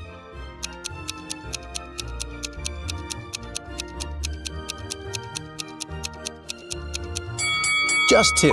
Here's how it works. Day 1, cut 1/7 of the gold bar and give it to Adam. Day 2, cut 2/7 of the gold bar and give this piece to Adam.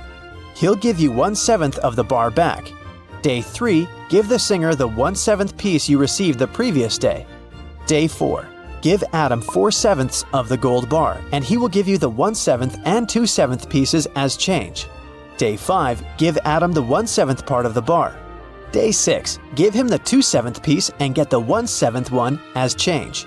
And finally, Day 7, give Adam his final 1/7 piece of the gold bar.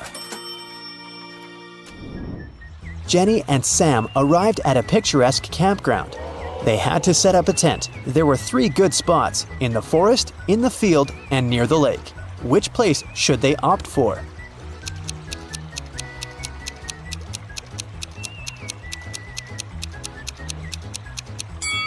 The best option is to choose the field. Wild animals live in the forest. As for the lake, look, a zombie is hiding in the bushes over there.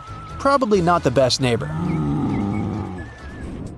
George was walking down the street. Suddenly, a wizard popped out of nowhere and teleported George to his castle. He offered the guy to choose between these 3 doors.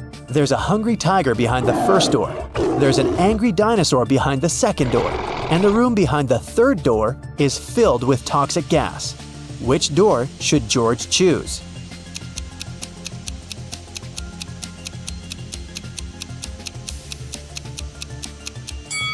The second one. Dinosaurs went extinct millions of years ago.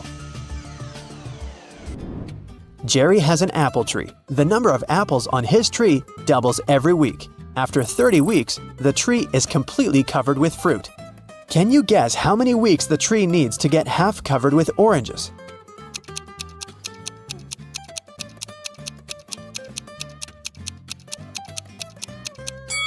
Oranges don't grow on apple trees, but if I asked you about apples, the answer would be 29 weeks.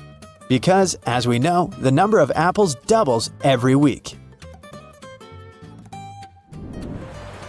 In the ocean, there's an island. On the island, there's a house. In the middle of the house, there's a glass of water. Inside the glass of water, there's a coin. What's in the middle of the ocean?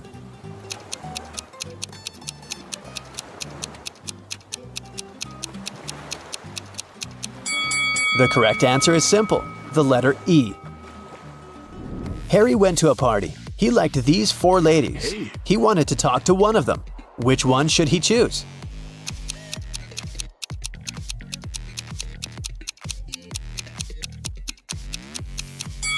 Take a look at the first lady's hand. She's a zombie. The second lady has a vampire bite on her neck. She can turn into a vampire any minute and ruin the date. And the fourth lady is a ghost, so Harry should go and talk to the third lady. Hello. Detective Thomas received a call from Holly. She said, "Please come over. I got robbed. It happened so fast. I left my purse in the backseat of the car. When I stopped at the traffic light, someone opened the door and snatched my purse." Detective Thomas hit the road and rushed to the crime scene. But when he saw Holly, he realized that she was a liar right away. How?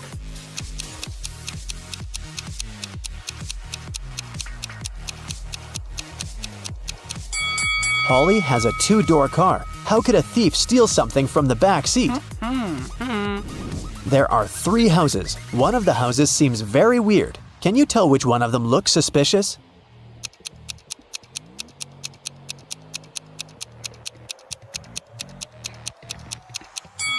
Look at the footprints. They lead to and from houses 1 and 3, so people come and go from those houses. As for the second house, the footprints only lead in one direction, inside. People come in, but they never go out. Take a look at this messy floor. Can you count the number of laptops that you can charge with the help of these extension leads?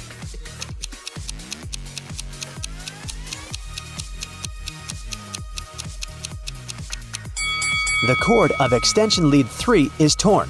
As for the second lead, one of its outlets is broken. Extension lead 4 has only one outlet, which makes the entire thing pretty useless. And extension lead 6 doesn't have any cable at all. Now let's see what we can do about it. Connect extension lead 1 to the wall outlet. Then connect extension lead 2 to extension lead 1. This way, you can use 2 outlets from the first extension lead to charge 2 laptops. One outlet of extension lead 2 can be used to connect the 5th extension lead, and one of them is useless anyway. Now we can use 2 outlets from extension lead 2 and all 4 outlets of the 5th extension lead to charge 6 laptops. So the total number of outlets in use will be 8. Simple! Danny and Diana are spouses. They jog in the park every morning. To match every 2 steps Danny makes, Diana needs to take 3 steps. If both of them start with the right foot, how many steps would they make before their left feet are in the front at the same time?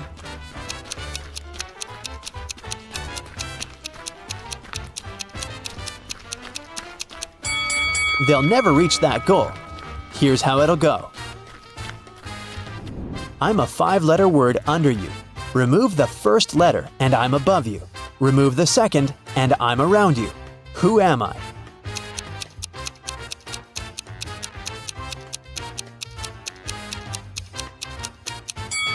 Well, have you managed to crack this riddle? It's a chair. Great job! Sam was walking in the mountains. He met a beautiful girl and spent the whole day with her. In the evening, he realized he didn't even know her name. He asked if he could take her out the next day. The girl agreed, but only if he guessed her name. Sam was upset, but luckily, the girl liked him too. She wrote something on a piece of paper.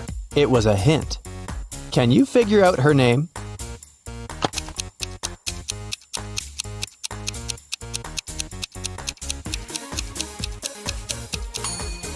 Ignore the numbers and look at the letters.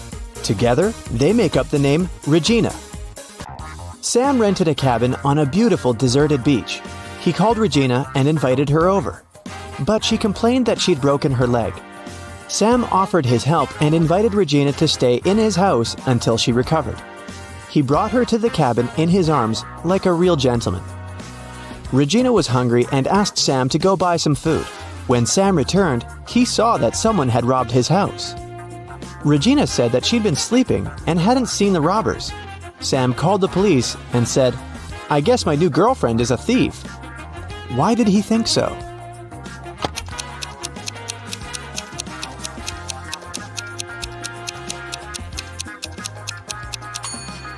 Take a look at the cast. At first, it was on the right leg, but now it's on the left one. The police arrested Regina. They also detained 3 suspicious men. Jake said that he'd been walking with his dog nearby. Bill said that he'd been taking pictures for his blog. And Fred said he always surfed on that beach. Can you guess which of them is Regina's accomplice in the robbery?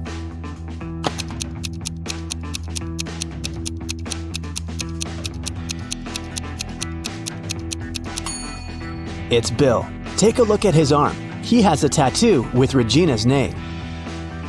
The next evening, prison guards intercepted a letter from Regina to Bill, but it was encrypted, and the ink was going to become invisible in 10 seconds. Can you crack the code to uncover the plan?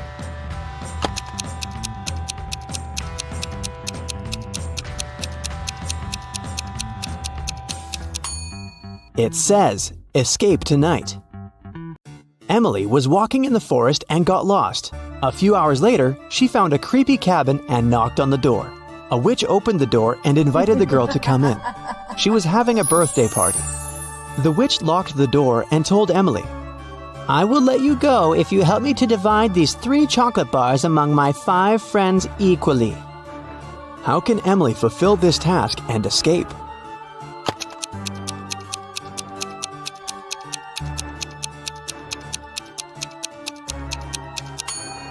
She should break each of the bars into 5 pieces. This way, everyone will get 3 pieces in total. Emily is jumping with a parachute. She has to land right now. There are 4 landing spots, a rainforest full of crocodiles and other animals, a deep well she shouldn't be able to climb out of, an erupting volcano, and a hot desert with no water. What should the girl choose?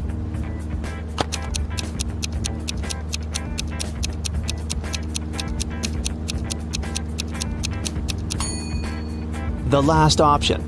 Look at the picture attentively. There's a city nearby. Emily met Sam online. They liked each other and agreed to meet in real life. Sam said he would be wearing a blue hat.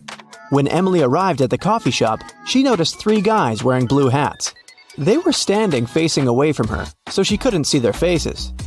Can you help Emily figure out which one is Sam?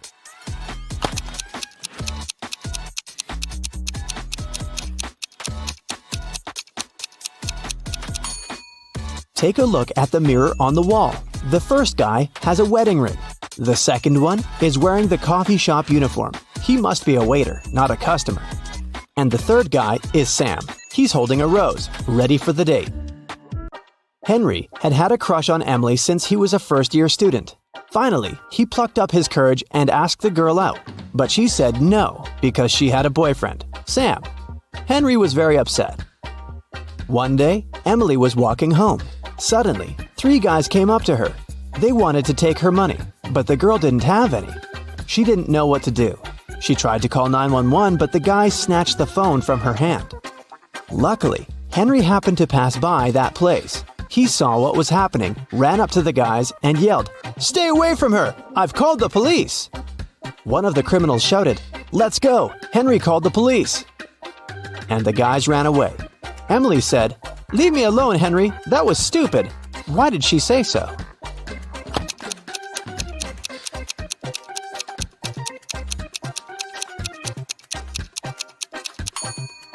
The girl realized it had been a setup. Otherwise, how would the guys know Henry's name? Sam wanted to give Emily a perfect gift for New Year's, but he absolutely had no idea what to get her.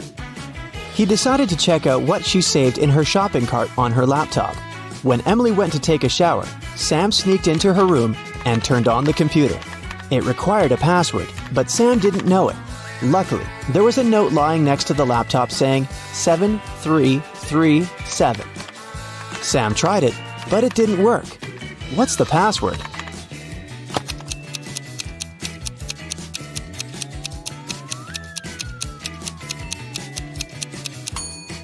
Sam should try 33333333777. Voila! Sam discovered that Emily was dreaming of having an electric piano. He went to a musical instrument store and bought the best piano he could get. On his way home, Sam realized that he'd forgotten his wallet at the cashier's desk. He returned, but the wallet wasn't there. The police arrived quickly and questioned 3 witnesses. The cashier said that she hadn't seen the wallet. Mike said that he'd come up to the cashier to ask about violins, but he didn't see any wallets. And Diana said that she'd been talking on the phone with her husband. Who stole the wallet?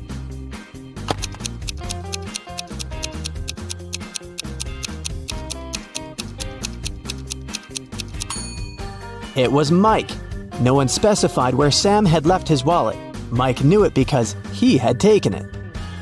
Mark, Sam's uncle, put a $100 bill inside his desk drawer and left for work. When he came back, the money was gone. He questioned 3 people. His wife said, "I put the bill under the book on the desk." The gardener said, "I put it inside the book between pages 1 and 2. The cleaner said, "I saw the bill sticking out of the book. I was afraid it'd get lost and moved it between page 2 and page 3. Mark asked Sam to help him figure out who the thief was. After a while, the guy cracked the case. Do you know who stole the money?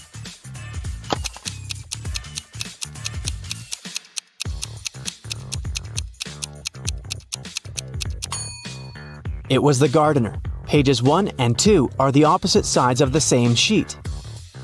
Emily got a new job as a hairdresser. In the middle of her shift, her manager saw some hair strands on the floor and asked, "That's weird. Whose hair is this?" Look at the 3 ladies. Can you guess who this blonde hair belongs to?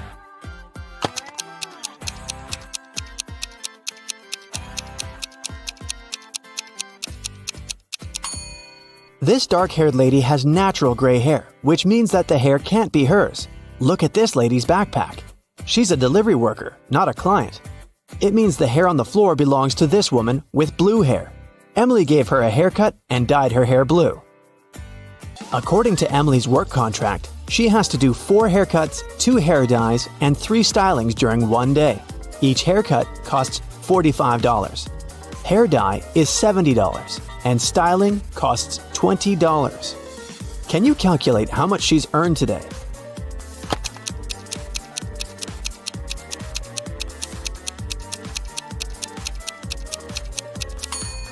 The girl has earned nothing. Look at the sign on the door. They're closed on Sunday. How can we make sure that today is Sunday? Look at the TV on the wall. It shows the time and the day of the week. Sam invited Emily to a fancy party. They arrived at a restaurant that was full of celebrities. There, they met Emily's favorite actress, Diana. After a while, Diana fainted in the middle of the dance floor. Someone had poisoned her. Emily wanted to help and decided to find the criminal.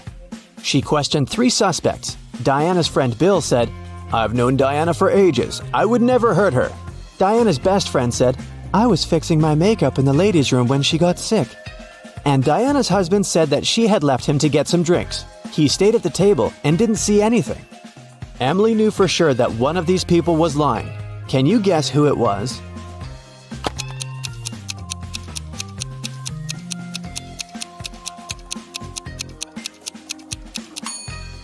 the best friend. There's a bottle of poison in her makeup bag. After dinner, Sam gave Emily a card with these weird images. Emily began to cry and said yes. Why?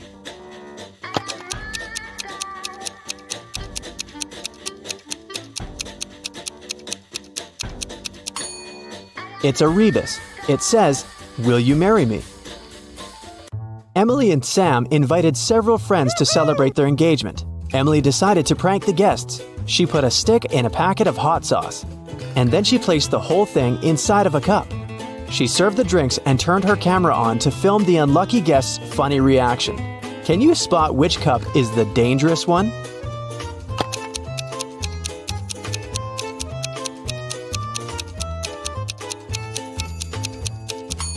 This one. The straw in it is darker. Sam decided to pay back and prepared another prank. He cut off the bottom of 2 paper cups. Then he joined the 2 cups like this. After that, he served the drinks to the guests. But Emily immediately understood which cup was different. Have you guessed too?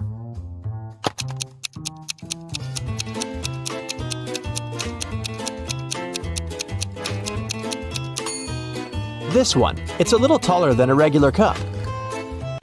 One of Emily and Sam's friends, Josh, made a good investment and earned $1 billion. He wanted to give the guys a generous wedding gift. But first, he decided to ask them to solve a tricky riddle. If they managed to crack it, they'd get their dream house. Look at these 4 groups of pencils.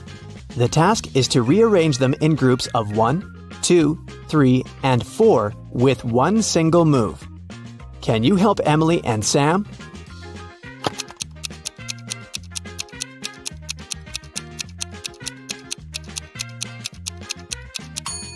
They should take the second pencil from these 4 and put it in here. Now they have groups of 1, 2, 3, and 4. Easy! Kennedy was the most popular girl at school, and everyone wanted to go out with her. One day, during a class, Aaron, a guy who had been having a crush on her for years, received a text from the girl. But the text was all messed up, and he couldn't read it. He sent a question mark, but Kennedy only replied with a "figure it out." Can you help Aaron read the text?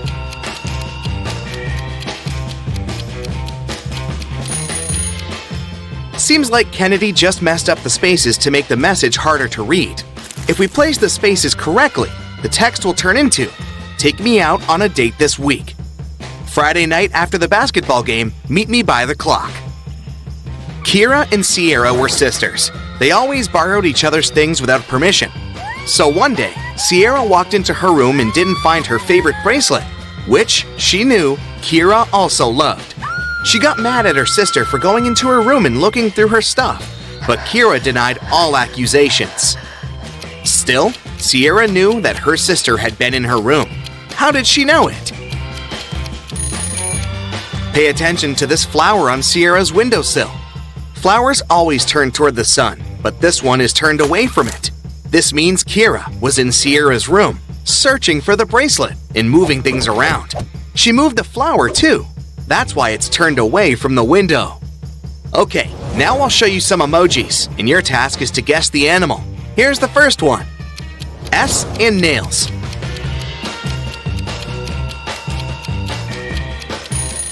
It's a snail, of course. What about this one? Do you have any ideas? B and ear. Sounds almost like a bear to me. Great job! Okay, here's another animal for you. Do you think you know what it is? Moon and key. Not sure about you, but I think it's a monkey. We're moving on, and here's the next animal for you. What's your call? Tie and gear. That's a tiger. Did you get it? This one is way too easy. Just hit it. Gold and fish. Goldfish, obviously. A fire alarm went off in a college and disrupted the end of semester exam.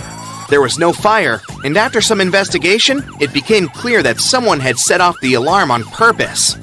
The police had 3 suspects. All of them had been spotted by a security camera on the underground floor near the fire alarm, shortly before it went off. Karis said she was a new student and had been looking for a bathroom. Carter said he'd been on the way to a lab that was on the underground floor. Olivia said she'd been exploring the building while waiting for her friend to be done with the exam. Who is guilty?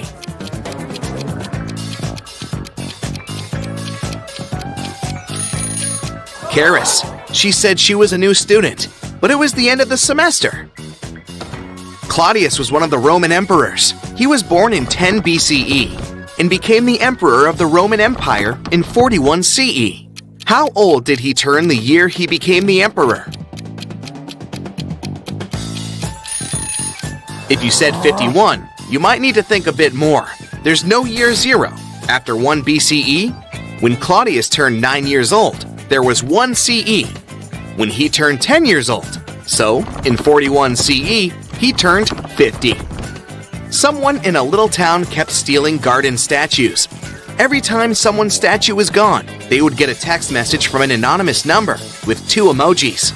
The police had been investigating the case, and finally, the geolocation led them to 3 suspects: Mr. Davidson, Mrs. Jensen, and Mr. Bowman. Can you tell who the thief is?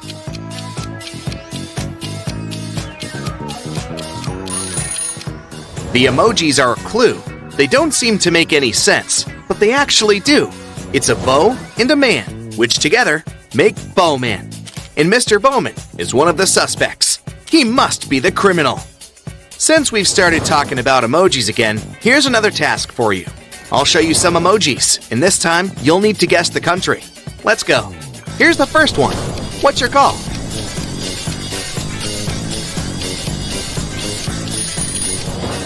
That's chili, of course. What about this one? Do you have any ideas? It's pretty straightforward. This is ice, and this is land. So, Iceland. Another emoji riddle for you. What is it? Another something land. That's a tie. So Thailand, a country in Asia. This one is a bit harder, but I believe in you. That's a bell, obviously, and that's a gym. It's Belgium, a country in Western Europe. Okay, the last country for you today. Here you go. What is it? Chain and an A. That's China. Now let's catch some criminals. Skylar was having a costume birthday party in a rented club.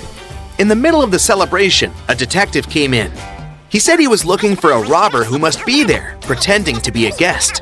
The problem was that Skylar didn't know half of the guests since all the school was invited. Take a look at the people and say who the detective's main suspect is. Look at this guy. Unlike all other guests, his costume is extremely inconsistent. He has a Batman mask and a Squid Game pullover. He probably put on whatever he could find in a rush, trying to hide. Mrs. Herrera was a rich lady who lived in her mansion in the countryside. She called the police because someone had stolen all the money from a safe in her room. She made all the people in the house remain inside until the police arrived.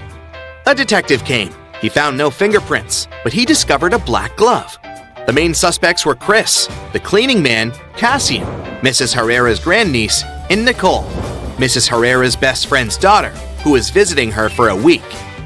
Take a close look at them and try to figure out who stole the money. The glove can't belong to Chris. There were no fingerprints, so whoever the thief was, they were wearing gloves. And this one is too small for Chris. Nicole is wearing way too many massive rings, and the gloves wouldn't fit her as well. So it seems like Cassian took the money. A criminal escaped from prison, and the local police were looking for him. They checked his house, his parents' house, and other places, but there was no trace of him. Then they came to an old lake house the criminal's family used to spend summers in. Now it was abandoned. When they came in, the detective knew immediately that someone was living there. How did he know? The house is all dusty, but some surfaces like this part of the floor and that side of the table aren't dirty like everything else. That's because someone has been using them. Tessa called the police because she had found her friend Evie unconscious. Right by her side, there was a glass with poison, which she had most likely drank, but it was still up for investigation. We are roommates. I walked into her room to get $20 from her and saw her like this. I didn't touch anything and called you immediately. The police officers asked Tessa to leave, examined Evie, and called the ambulance. When they moved the girl, they saw Evie's phone and a $20 bill in the phone case. The officers left the phone where they found it, walked out of the room, and told Tessa, "We called the ambulance. It'll be here soon. Your $20 is in your friend's phone case. You can take it now." Tessa walked into the room and returned with the money immediately. The police arrested her. Why?